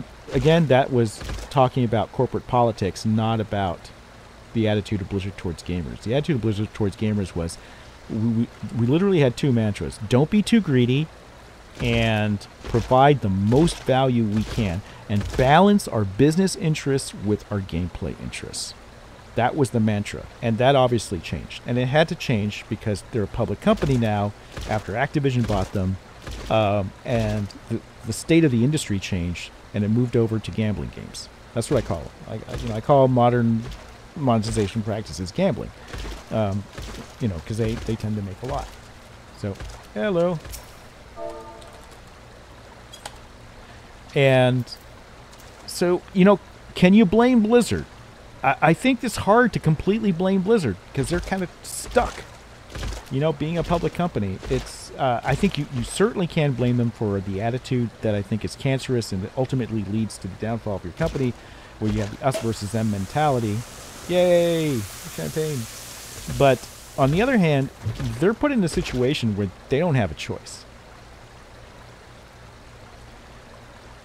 So it's just an unfortunate circumstance. Okay, so I gotta find the cannolis. Where are the cannolis?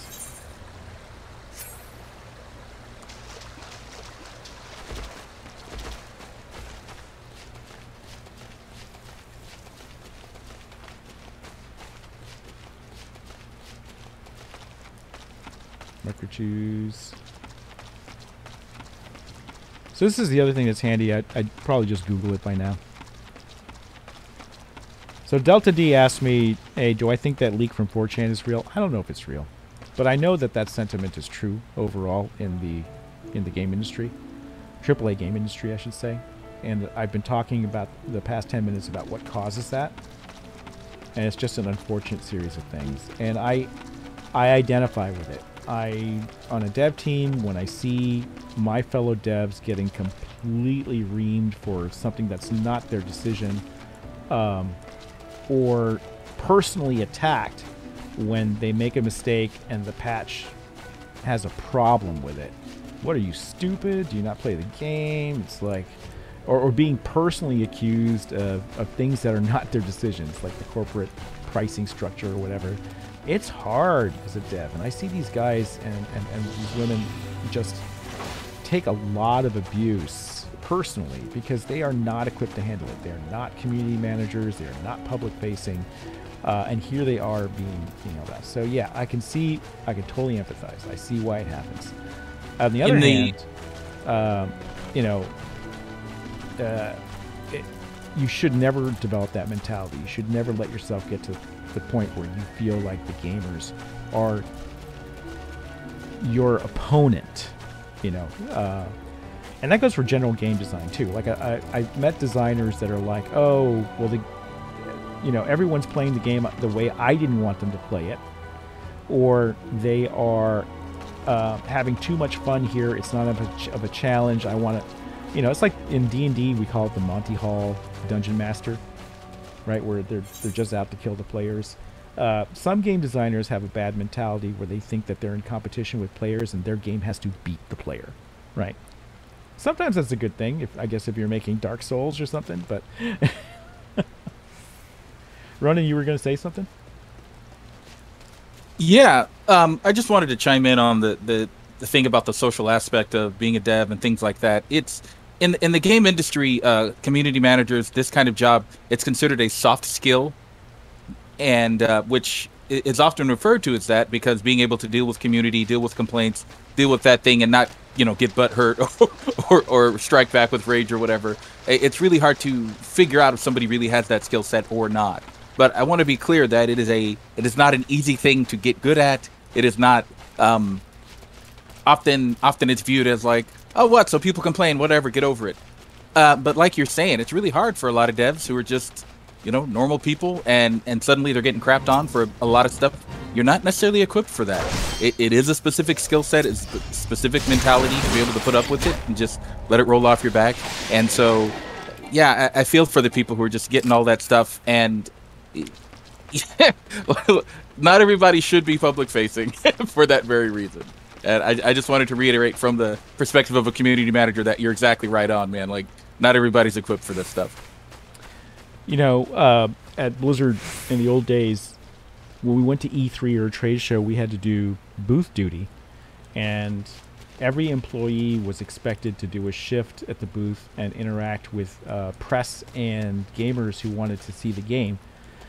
And we quickly learned that that was a mistake when a friend of mine, Joey Ray, who was the cinematics editor at Blizzard for many years, and he worked on the South Park episode. He's the guy that's the bad guy of the entire episode, the guy that's slouching in his chair, clicking away, killing everybody, PvPing everyone there. That's actually that was his character.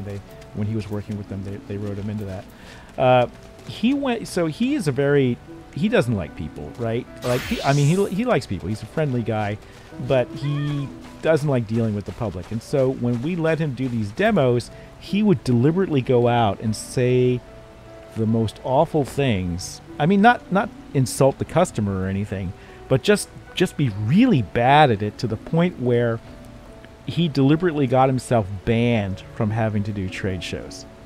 So that's one way to get out of it, I guess. I'm trying to find anoles, guys. If you guys know where the anoles are here, I have forgotten, and I need to go kill them for my hunter's log. And like players, they come from every walk of life. Not every player is great at communicating and all the different kind of stuff. And so like our job is to figure out what they're really saying and see through the passion and and not get confused if they come across too harsh or whatever. Just see through it, because they just care about the game. And that's what we want. We want you to care about the game. And so sometimes players get a little crazy and we just kind of have to go, okay. It's usually coming from a good place most of the time. So yeah, we've talked a lot about how difficult it is as a dev, but let's not forget that the devs bear some responsibility, right? The sort of poisonous us versus them mentality, while it has a lot of reasons to come about. I see the anoles now. That's right. That if you go down that dark path, and if you start embracing that, and that's everything that you think about, and you truly start to think that gamers are the cause of all the wars in the world, stop. Take a sabbatical. Become a gamer for a while, because you often don't have time to play many games when you're playing them, ironically, and you lose touch with the community, or you only play with other devs grouped online. If that ever happens to you and you become that jaded, you're wrong.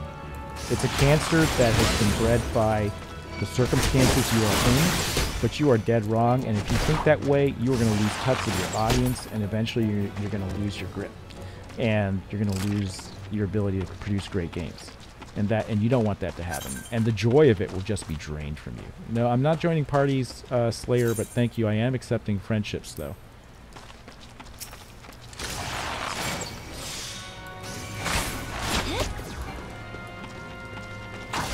Welcome to tag along, but I don't want to manage a party and talk at the same time. I can barely navigate while talking at the same time. So.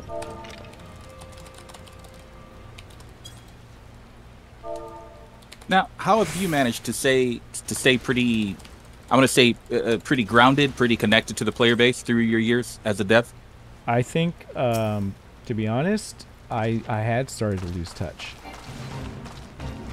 And what sort of saved me was being active on social media and getting to talk to gamers directly and stop insulating. You know, I was always advised, like, don't talk to them,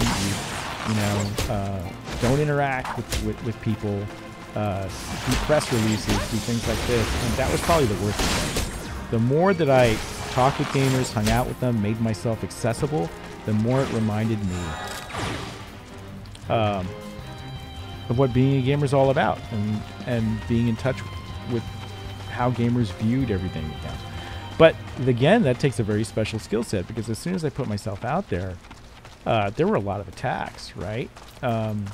By everybody. I'm not saying gamers. I'm just saying just social media at large. You know, you say something wrong, you do a typo, and suddenly it's a hot take.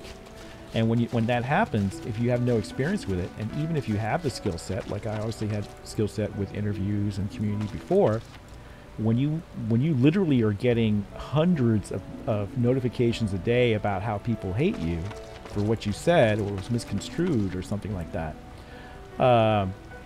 that ruins your day, you know. And I developed a technique where I would just, you know, now it's like no big deal to me. Back then, it was devastating, even with the skills I had. So I would go out and I would literally get sun. I would say, I need to go out, walk. I need to go to a park. I need to go hug a tree, you know, and be like, this is real. It's like social media is just a concentration of a lot of human neurons in the giant collectiveness that are firing at the same time randomly, and to not take that personally. And that was a new skill I had to learn because of the sheer scale of it. You know, usually dealing on a game community, you're used to dealing with one thread in the forums that's on fire or things like this, and usually the personal attacks are sparse. But by plugging myself back into the gaming community directly, it was like diving into the fire, and I really had to learn how to roll with the punches on that. But at the same time, it was absolutely worth it because I felt completely regrounded. The other thing that helped is, for Ember, for example, we are extremely open. We do these chief chats every Thursday. I show you builds that are very early in development, and I talk about what's going well and what's not going well. And when we do crowdfunding, I'm literally in there saying, what do you guys want for the next stretch goal? It's being that transparent, I think, really helps. And I don't, and I think modern game development, because there's so many games that are out there, they're vying for your attention, the closer you can form a bond with your community and the tighter of a community you can build, the better. So if you're an indie dev, interact with your community. That's the best advice I can give you. And learn those skills and learn how to take the heat. And learn not, and sometimes it'll get to you. Everyone's human. And so for you gamers out there, when you see a dev crack, be aware there's a human being on the other side, and that they may not always be that way. Now, some of them are going to be permanently sort of like contaminated with this mindset. But don't make another one. If you see someone slip and say something out of frustration, give them the benefit of the doubt at least once. Yeah, please, because it's hard. Absolutely. I think the transparency, first of all, it's upfront, lets people know, that helps. And I think it also helps that there's a level of education going on. I think as a gamer, if you're not a programmer, you know, some kind of coder, modeler, or whatever, you don't really know what it takes to get one asset to work, for example, let alone how to make a whole game do something. So from a gamer's perspective, it might be like, oh, these devs are lazy, having no idea what it actually takes to do that single simple thing, seemingly simple thing. You know, it can be very tricky. So I appreciate the openness, because I think it lets people know this is how you make this, and this is how this works. And I think as a gamer who doesn't know, you get to learn, oh, okay, you know, it just feels better that way. But yeah, I think so. This is all related to that thread I posted, and what I think is happening to Blizzard right now, and why there is this mass exodus to this game, to Final Fantasy XIV. I think that it is directly a result of having a monopoly, therefore being blind to disruption and innovation, and the sort of attitude that permeates the corporation, both on the monetization business side and on the developer versus gamer side, and you completely lose it. You stop listening to your audience because it's so painful to do, and you are driven by monetary policies that are outside of your control. And where do I find a roselet and a trickster imp?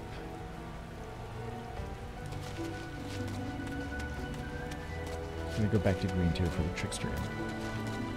So I think what you're seeing though is not something temporary, because the way the two games play very differently right now. WoW retail is pretty much a funnel into raiding, and you know, and the monetization is leaving a bad taste in people's mouth, and Final Fantasy isn't that way, and isn't that modern of an MMO that it has, you know, that it loses the qualities, sort of like the OG qualities that Classic has, but updated a little bit. I think that's why you're seeing a mass exodus to Final Fantasy, and it's a fresh world, and if your friends are leaving, and there's a landslide effect too, right? As soon as people start talking about leaving WoW, and your friends start trying another game, and your favorite streamers are all switching over, and the other streamers are hopping on because it's getting so many views that they want to do it, that it creates a impression that is a self-fulfilling prophecy that can shift entire game populations from one MMO to another. And I think that's what you're seeing here. And so I don't think this is a temporary effect. I think WoW is going to take a very permanent ding from this. But that doesn't mean the battle is over. WoW can come out with another expansion that really knocks it out of the park and pull a lot of people back. This is going to be a long-term sort of like back and forth, but it's a fundamental shift. It's a fundamental shift, and now Blizzard is on its heels and has to deal with this. And their head's still kind of stuck in the sand a little bit on this one. They're not quite believing it yet, but you know, you can look at the numbers, and they see their internal numbers, and you can talk in general here anecdotally, and you can see that there's a lot of new players here, a lot of what they call them sprouts, right? You get a little green icon by your name. All right, so Margaret Mintel Cockroach says, "Yo, what is up? The big man himself, Mark Kern Grums Ember, very proud to be making a return to your stream and looking forward to your usual action and excitement during today's stream. Expecting big things. Let's go." Well, I'm doing a relaxing thing. I'm not doing big things. I'm trying to get my archer up to a bard. But I hope that's enough for you. South for the trickster imp. Thanks, Longer. All right. I'd like to mention that with regards to the communication and feedback, right? When you write feedback on the forums, some might feel like their feedback is not being listened to. We definitely read all of it, right? Which is just, in some cases, it may take a long time for it to be really acted on, because, you know, priorities and stuff like that. We assuredly read everything, especially the bug reports. They are very useful, so don't lose heart and all that. Yeah, and also we're a tiny dev team, so we do read it, and the community team compiles the list. Like when we're ready to do a big bug sweep or whatever, the community team will give us an awesome document that we go through, and we do listen very actively. We may disagree with your solutions, and that's kind of like, I give an analogy. I'll give you two analogies. One is when you tell your doctor your symptoms, right? Hey doc, you know, my elbow hurts and my right eye is blinking incessantly. You know, if you Google it on the internet, you might be tempted to tell the doc, it's this, I have this condition, I have blinking elbow syndrome, right? And, but the doctor and then everything else, no, go back, I'm going the wrong way. And so we tend to look at that. It's like, hey, there's symptoms here, we need to fix it. And a classic example of that, directly applicable in game design, No, not these swarms. I don't want the swarms. The imps are in here, though, right? Oh, that's right. I remember this area now. So let's take that to a game analogy, right? And the classic example I used was in StarCraft Brood War, when I was on the strike team for that, handling the feedback, the internal feedback and the balancing of the game with Pardo. And I'm totally going to rip this. Let me concentrate for a second. Get some health back. What I was about to say is that we were doing a map in StarCraft which was a tower defense map. Basically, you as the player were supposed to make your way through these canyons that were guarded by towers and make it all the way to the end of the map and destroy the enemy structure at the end of the map. People kept saying it was too hard and the towers were OP and too powerful. Nerf the towers, nerf the towers, nerf the towers. And so we'd go through and we'd remove like 2 or 3 towers. Again, we're reacting off the symptom directly, right? So it's like, oh, it's the towers, because they're talking about the towers. It's got to be the towers. And so we started removing towers from the map, and then we tried again, and players were like, it's just... I'm going to stay out here for the imps. It's easier to punk them down out here, and I don't need that many of them. I just got to wait for them to pop. And so we removed some towers, we tried again, and still they were like, you know... the towers are still OP. You got to reduce the damage. You're like, we can't change the damage of the towers. It would change the multiplayer balance. You know, when people put towers down, things like that, there's only so much we can do. Let's remove some more towers. And so we took out more towers. And then they were like, that's still too difficult. And we're like, okay, so we removed more towers from the map. Again, taking the feedback directly. And it got to the point where we had removed almost every tower in the map. And guess what? It wasn't a tower defense map anymore. Right?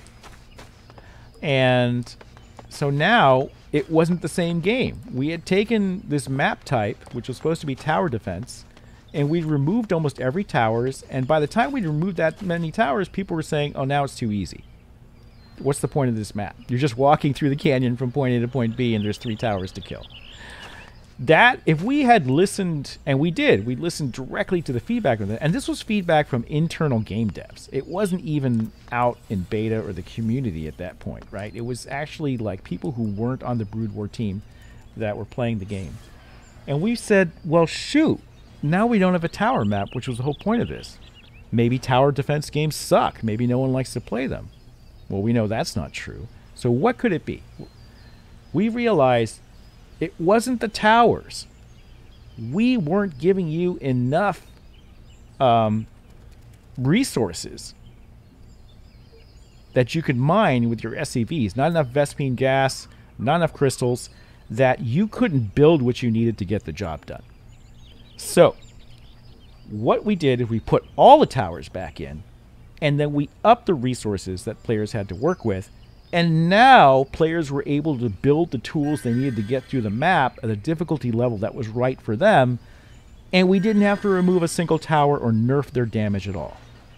That is my classic example of how, when you look at player feedback in a game, you're a doctor looking at symptoms. You cannot take the symptom at face value. You need to look beyond, at the root issue of the problem. Because sometimes players, they're not going to be able to express, they just look at the immediate obstacle. The towers are in my way, I can't get past the towers.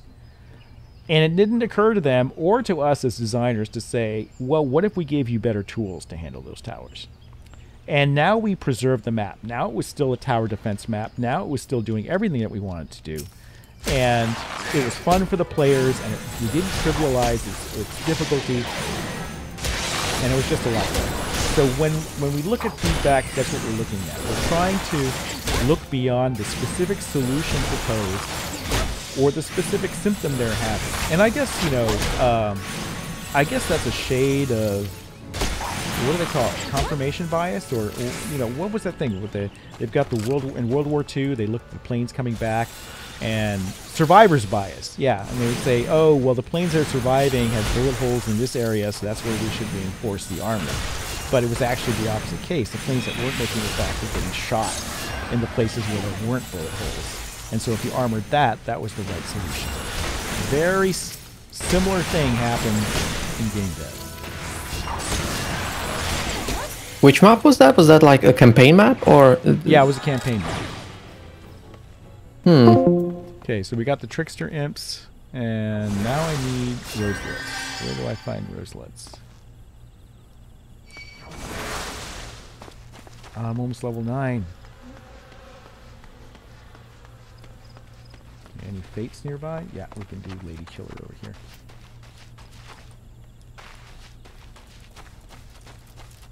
So this is how WoW gets to this state where everyone's leaving for Final Fantasy. And oh, this tab targeting. Right here. Thank you.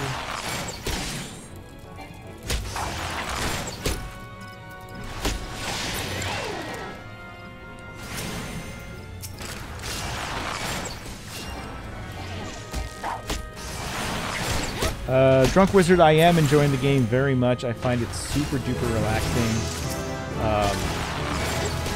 I'm just having a great time. And you know what I really missed? The social aspect. This game feels so much more social to me, and the non-core loop activities. Like when I saw the minstrel groups, the singing and dancing groups, I hung out there all night, and I went and got glow sticks and started partying, and it was something I haven't seen in an MMO in a very, very long time. That just doesn't happen in most modern MMOs. All right. Almost enough XP to go back to our guildmaster and get what we need. I'm just going to go for the roselets. So if you... Oh, I'm bent branch, so I got to go over here.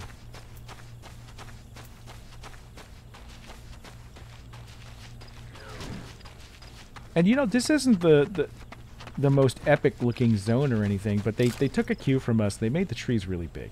That was one thing we learned early on in WoW, is that you can't have an epic zone unless you have giant trees that are completely out of scale with anything in reality. And we had a budget, so we could do 3 trees per zone. So we did a hero tree and 2 smaller trees, and that was the whole basis of doing an asset set for WoW. Little trivia for you. And we learned this trick from Quake. We had John Cash in our team, who was lead programmer at id Software on, I think, Quake 2. And he was also their lead network programmer before that. Before that, he worked at Novell on the IPX protocol, so he was an old networking engineer, knew his stuff. But he was telling us how, because I recruited him to become the lead technical guy for us on WoW.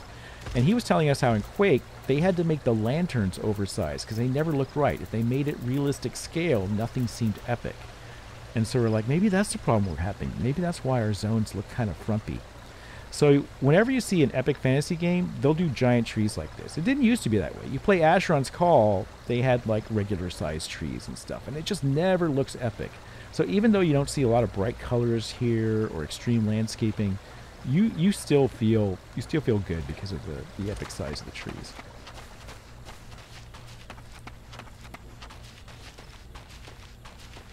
If you made them realistic size, it wouldn't feel like a very epic game. Yeah, and then we did one stupidly gigantic tree and put his city on it. I remember talking to Metzen of like, seriously, Metzen? We got to put the city on top of a tree for the Night Elves? He's like, yeah, dude. I'm like, you know we can't do that. That's not technologically possible right now. He's like, we got to have it. So we did our best. We made this big lump in the height field that went way up, and then we stuck like a zillion branches in it and pretended it was a giant tree. But it worked. Nobody cared. We got away with it. I thought it was the hokiest looking thing, but we did it.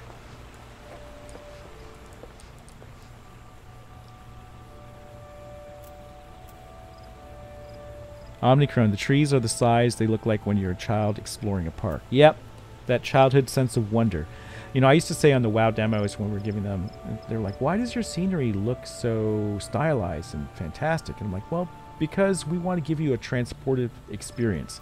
We don't want you to walk outside and just see scenery you could see every day on a hike or on your regular vacation. We want to give you a fantasy vacation, and so that's why we make everything oversized. That's why everything's got fantastic colors and things like that.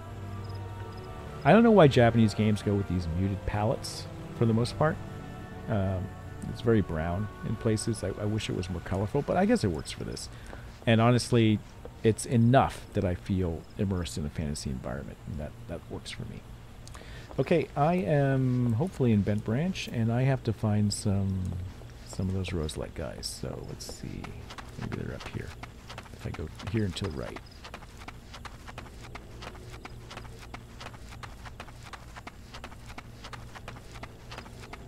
South? Just south? Okay, okay. Let's go here into the south.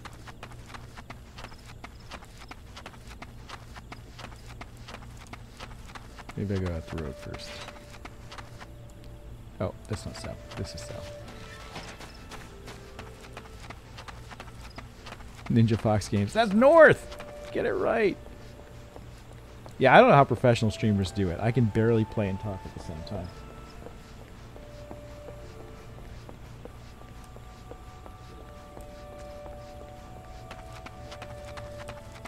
Do I have your waypoint yet?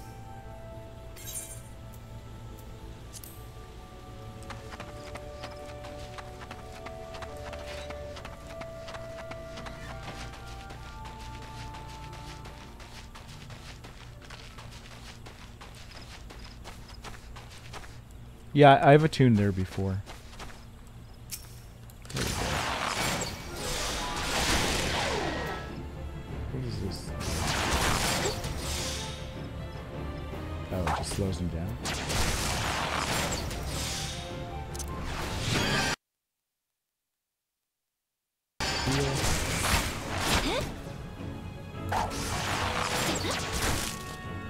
Again, I don't know the rotation for the archer, although I have very few abilities at the moment.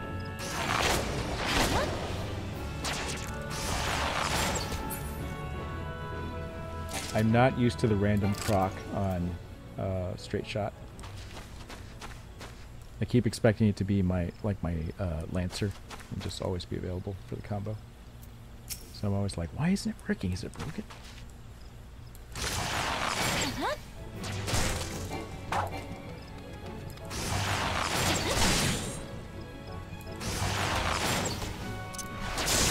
Slow him down? It's not really bad. It doesn't slow his attack, though. It slows his movement.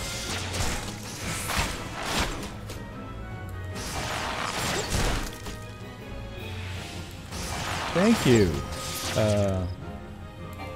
Cat Trap. Some people say I have like a radio voice or an ASMR voice. So if I'm putting you to sleep, I don't know if that's a good or bad thing for a streamer. I'm not a streamer, though. I'm a game dev. I just happen to be streaming. This is my vacation. Just relaxing. I'm not doing anything Ember related. Although I am thinking a lot about Ember, especially as I play Final Fantasy. I've been thinking a lot about roles, non-combat roles especially.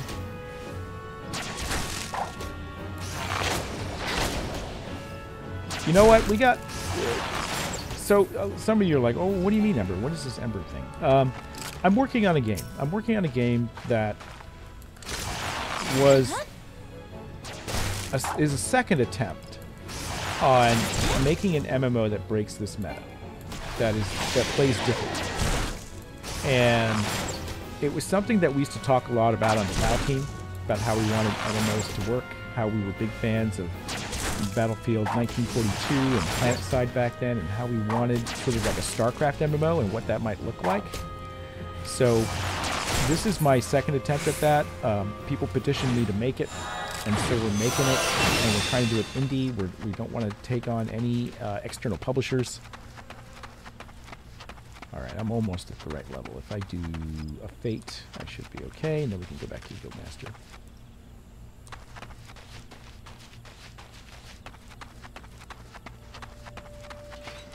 So if you want to find out more about it, pop into our Discord. Our mods will post. The moderator team is here with me today, along with Harry, one of our devs. So if you want to check it out, we're in really pre-alpha stages. I mean, and we recently, I'll give you a warning, we turned the graphics off. We removed all textures because we want to make clear that it's placeholder, and you can pilot a mech around, you can glide, you can jump jet, and for those of you who know what that's based on, good for you. If not, it should be a different experience for you. Go ahead and pop into our Discord server right now and join, because we do raffles. And I think we're going to do some Giga raffles today. Giga has, again, one of our community members has graciously provided 3 Forerunner packs for us to raffle off during stream. And I see we have some new people here, so why don't we go ahead and do that, Ronan. Ronan is our community manager. Please take it away, and let's get some packs out there. Hopefully there's some new people so that they can check it out. Yeah, I remember Mega 64. I remember planning that in the back room. We came up with that idea in about 5 minutes before the Twitch stream. All right, Ronan. All right. For those who don't know, we're going to do raffles. Let me show you how the raffles work. So what's going to happen is you're going to see a little sentence written by Faye. I just realized I'm still invisible. Sorry about that. Just a moment.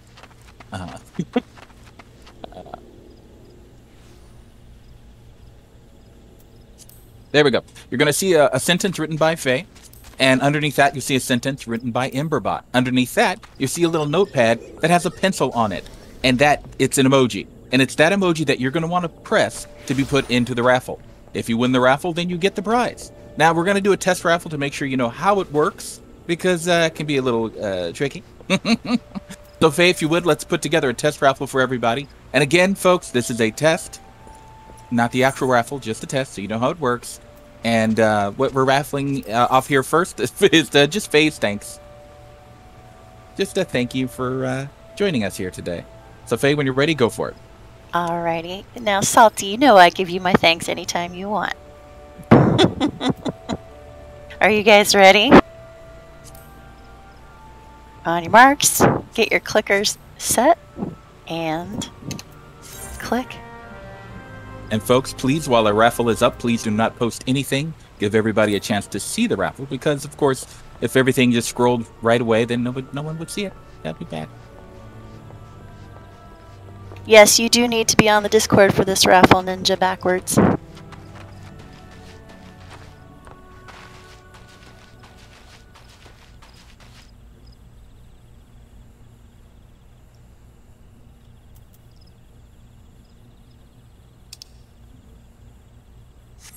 And congratulations to the monkeys. Hey, the monkeys. You win, Face. Thanks.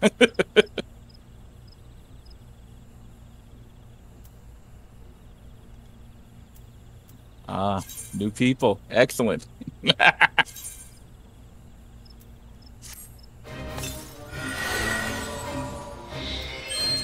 Excellent. Okay. Now we're going to do the first of our Giga Packs. We're doing Forerunners, is it? Forerunners? Yes. Now, we're going to do this raffle for a Forerunner, thanks to Giga here. And, you know what? We're going to go ahead and post the actual graphic of what comes with the Forerunner pack so you know what it is. I'll give you a hint. It gives you access into the test builds of Ember, which you're definitely going to want to get some of that. All right, Faye, take it away. All right, let's get it up here so you guys can check it out.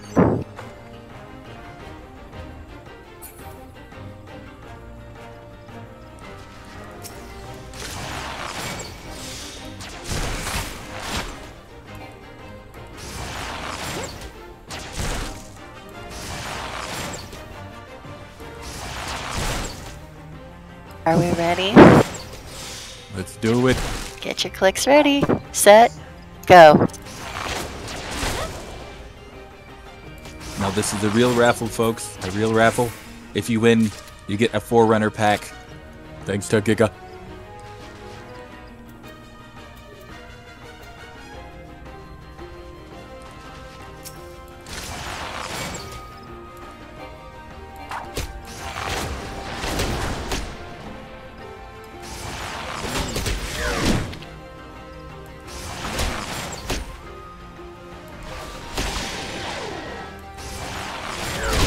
And the winner is Sickip. Congratulations. Yes. More new people. Oh, they're piling in now. They want to get in on this raffle. They have no idea what the raffle's for.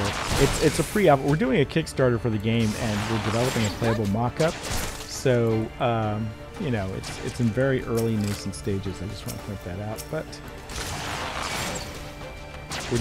these raffles will get you into early test builds, give you some access to unique perks for the launch of the game. They also give you a copy of the final game, so when it's actually ready.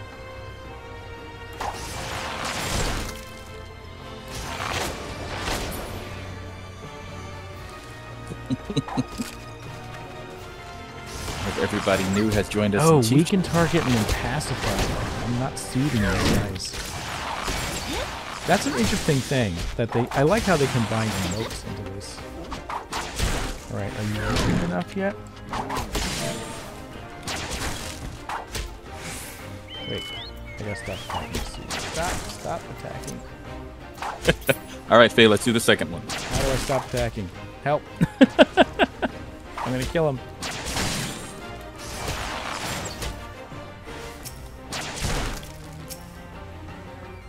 All right, you guys ready?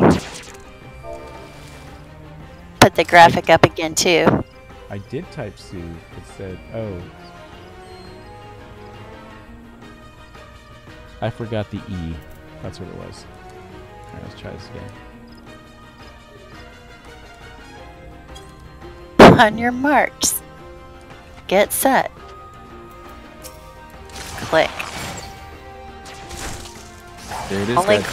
Only click the pencil emoji. Remember, guys, no posting anything else while this is up. Give everybody a chance to see it. All the new folks. Make sure to read that little block there, see all the stuff you're getting.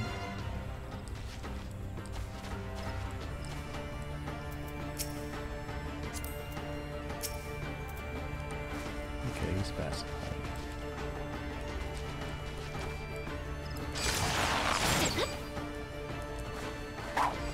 The winner is Reaver. Congratulations, Reaver.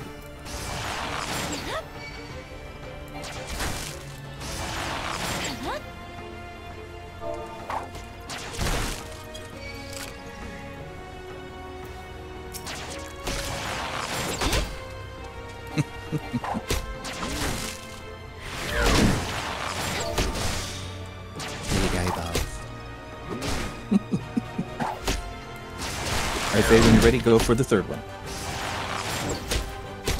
All right, everybody on your mark. Get set. Click.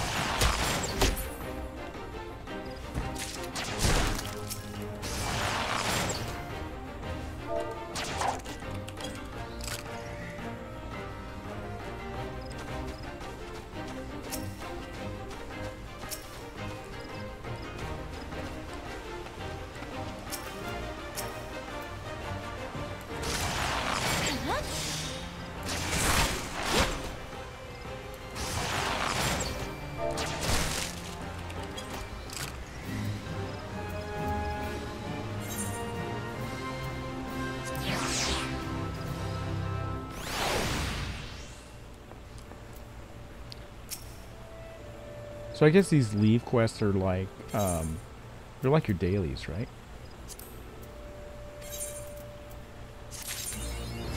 Congratulations to Sarah97.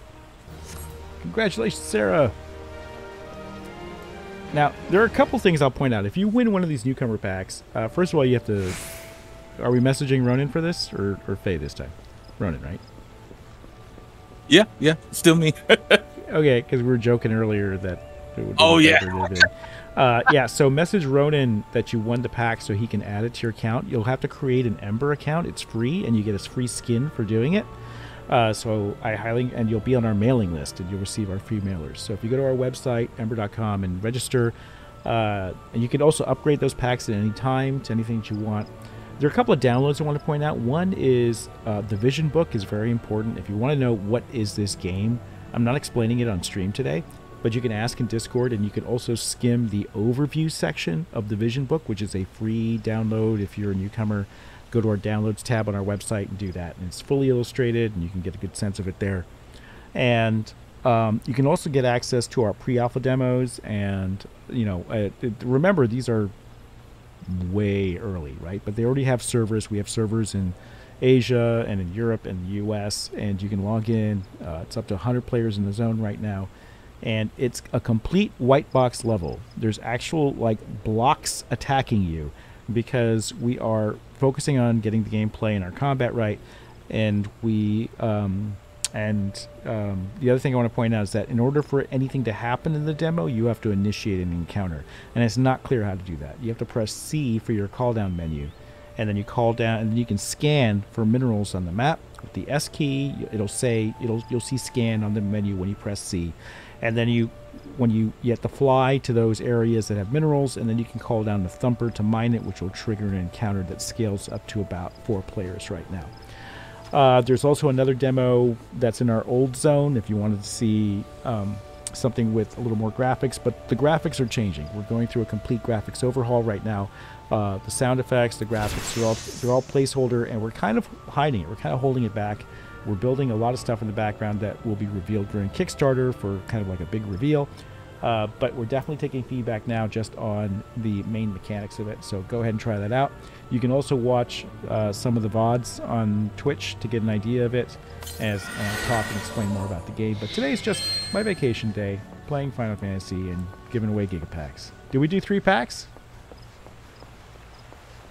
Yes, sir, we did. We're back to you. There was one question that's been on people's minds while we're still talking about Ember. Is this the last day for the latest skin? Is Solutia going away today? Or will she be available for a few more days? Solutia is available for a few more days. We are running a little bit late. Solutia debuted towards the end of the month, and so I am going to extend the date on Solutia for another, right up until the end of the month, where we will have a new skin available, and then we have another one planned for August at the regular time of the 15th. All right, thank you.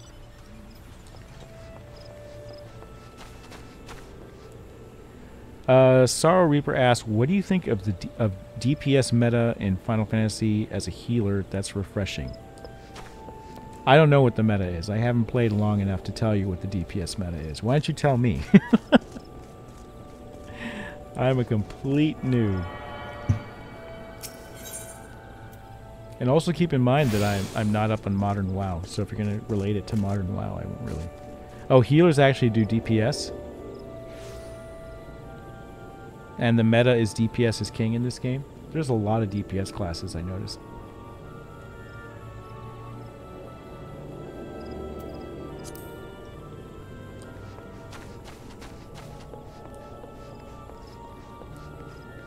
Alright, I want to get back to town, so I better ride a chocobo. Where is the...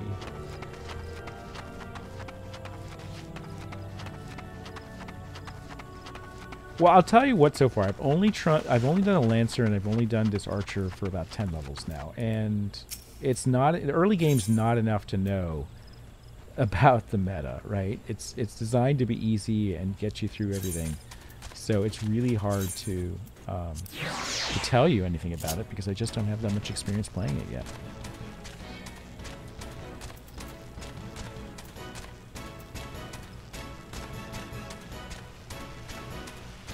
You tell me, how is it received? The fact that it's centered around DPS and healing up. And how is it not centered around DPS and healing most things? You know what's less important these days is crowd control, because people just kind of serve dungeons, and the difficulty's tuned so you can serve dungeons, and players know enough that they can do that.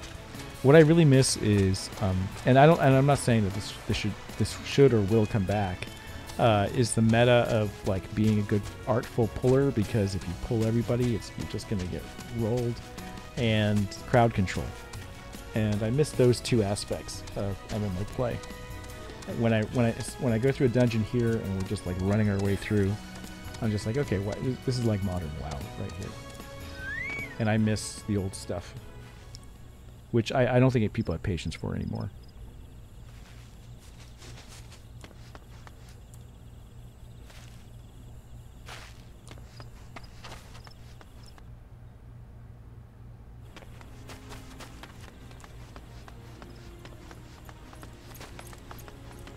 Alright, so what I'm doing now is I'm going to go back to my trainer, get my next guild quest. I keep calling it my guild quest. What is it? Your job quest. This thing, training with Lay.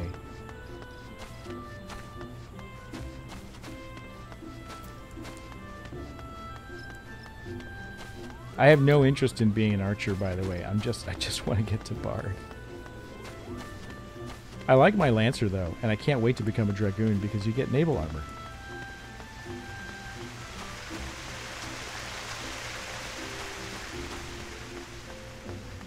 Yeah, I should be using dash. I'm just talking at the same time and taking my sweet time.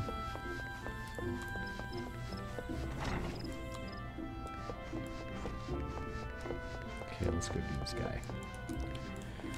Give me your wisdom, Guild Master. Better bow. You know, what I could use is I need other armor. Let me give me the boots. Yeah.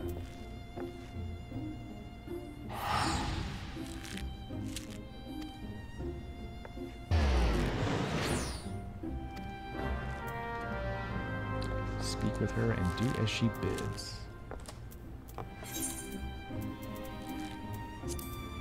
Really do not like Control I for this. I gotta rebind this.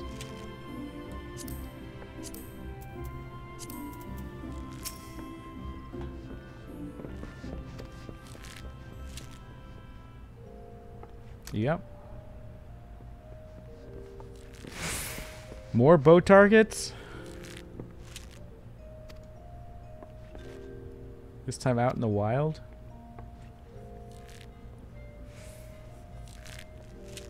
Run from my pursuers? Okay. They are hidden in the central shroud. Use heavy shot technique to destroy each one with a single arrow.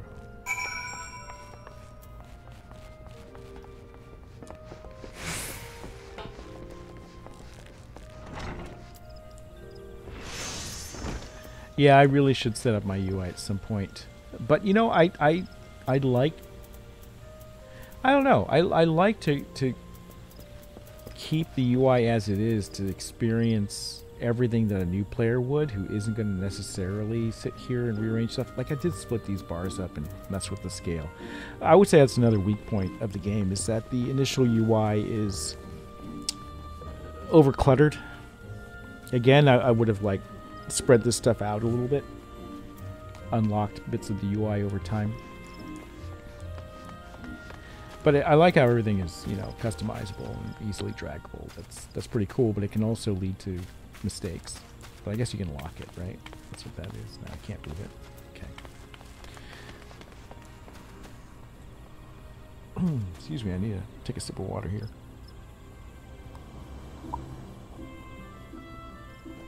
So this was the point I was making with Harry before. It's like, if you start off making your UI highly customizable, and this one really is, and it's kind of nice that you can just drag everything around, it also means that the designers, we get a little lazy. We're like, well, the players will figure out how to move the windows around optimally. And then you end up with a new user experience that isn't that great. So if you do that, and provide these customization options early on, don't fall into the trap of thinking that that's going to solve all your workflow issues. I call it the workflow of playing the game. That you really need to think about making that optimal and not confusing your players. And this is something that happens a lot in game dev. Is you get so familiar with your game that you lose track of what's confusing to new players. So it's always good to watch a new player. And when you watch a new player, oh, I see this all the time. Devs will interject and be like, no, do this, and no, not that window. They start directing them like, no, don't say anything. Just, you gotta like just watch them. So sometimes what I'll do is I'll just do a videotape, right? Videotape. There's my age. I'll film them on video. I'll be like, this is what they're experiencing, and then when they see the player struggle with this, the light bulb goes on in their head, and they figure out what the real issue is.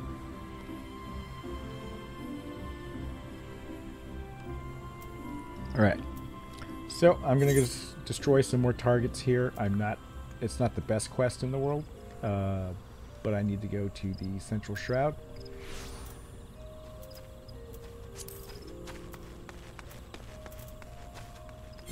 Just going to lazily teleport over.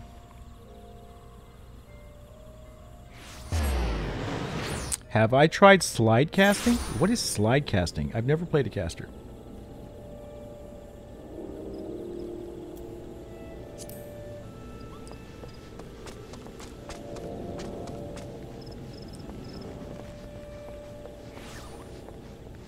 It's where you move right before the cast ends. No, I haven't tried that. ZRC76, and what's the advantage of that?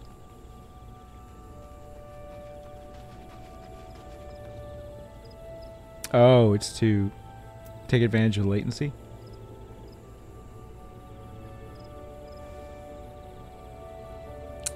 Dodging AoE. So basically, and by cast you mean any ability, right? Not just a caster? Yeah. What's the server simulation time step on this? How many seconds? WoW was classic WoW was 5 seconds. Some things were priority, but for the most part, you know, mobs updated on a 5-second type of rule. Okay, I've got a lot of markers on my map here, and I have no idea. Shroom with a view. No, I want destroy the targets. There we go. Archery butts. That's what I want.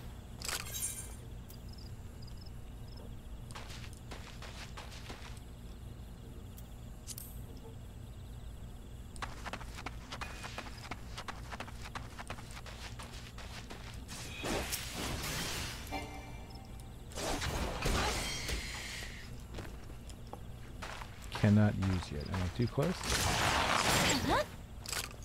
Hunter's Dead Zone, huh? It's even in Final Fantasy? At least for the initial shot. I didn't notice it. I was able to shoot mobs that were right next to me. Nobody misses Hunter Dead Zone.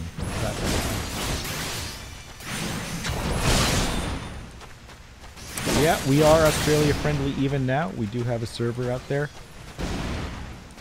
in the region. Ping times will be low on the demo.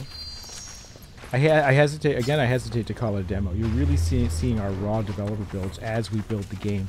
It's like you're watching the development happen live.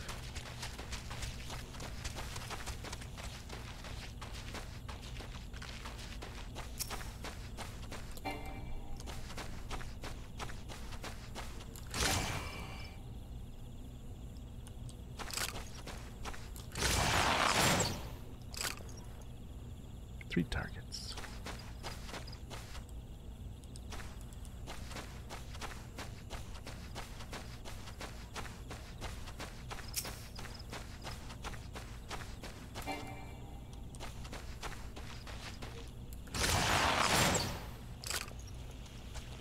By the way, if you haven't clicked follow yet on Twitch, please do so. If you haven't joined our Discord yet, please do so for Ember. Our moderators will post a link. If you would like to sign up on the newsletter for Ember and what we're doing with a different kind of MMO, sort of like a StarCrafty MMO, I'm trying to choose terms that relate to the current audience. If you ever played StarCraft and you imagine it as an MMO and you imagine that you had PvE planet-side type battles in mecha versus giant kaiju, that's the type of MMO we're going for. Very action-oriented. No rotations, no tab targeting, not that kind of thing. Very action-oriented, skill matters. Lots of unique player skins and customization. Lots of mech customization. That type of thing. It's the ultimate mech fantasy game.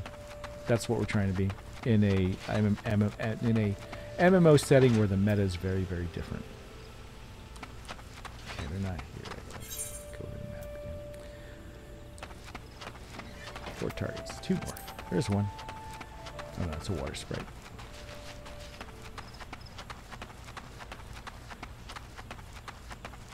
Again, I'm not really talking about the game much. I'm just playing Final Fantasy to have a good time at my vacation. Yes, Seed Alley, Ember has had the a category on Twitch for a while. I don't know who did that. That was really awesome. I didn't ask for it. Somebody just at Twitch just made that happen.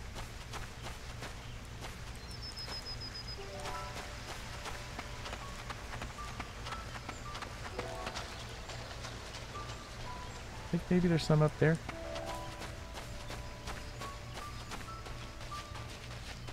At least I can get a good viewpoint, right?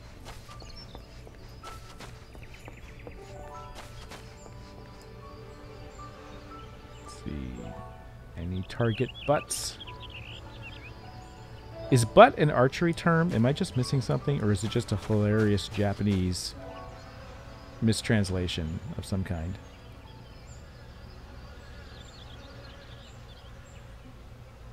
Oh, thank you. Ninja Fox Games says the orange areas are not what I want, not the green areas. Okay, we'll do that.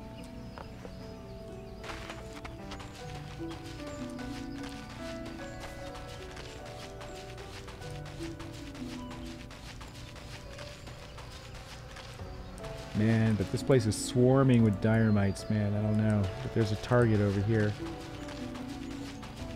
See? Is there any stealth as an archer? Or I'm going to have to fight my way through here.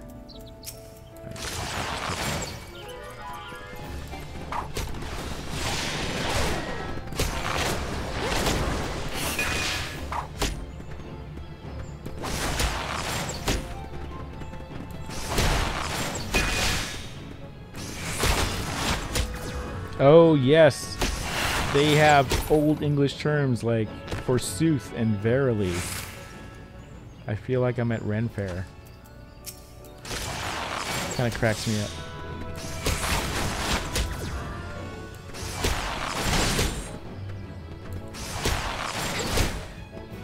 We don't have bunny girls, remember, but we have a bunny outfit. There are Neckos, though. We have a Necko skin.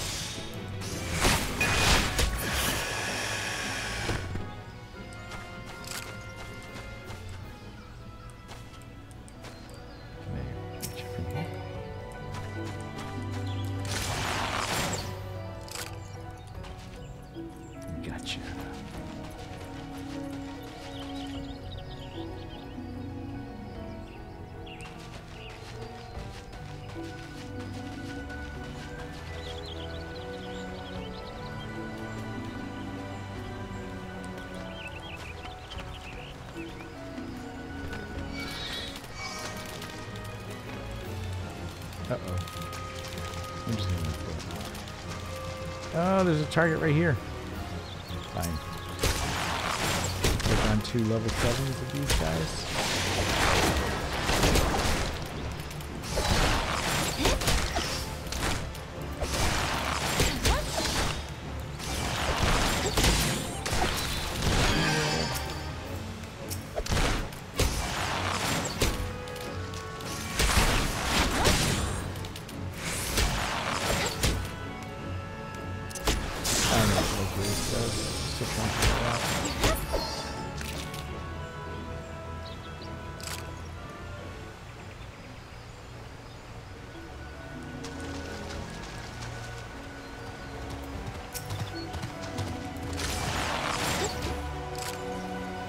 There we go.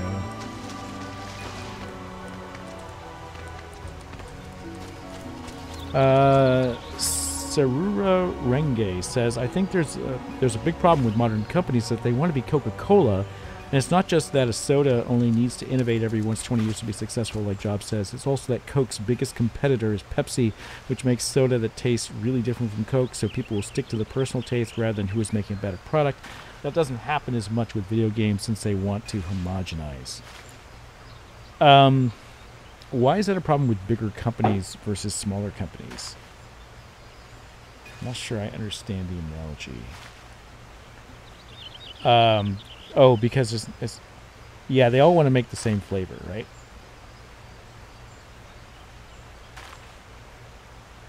But they copy what works. I mean, the industry's always moved that way. It moves in trends and circles.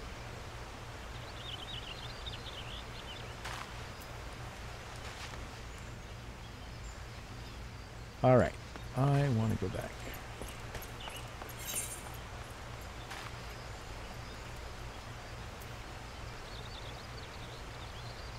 Going green.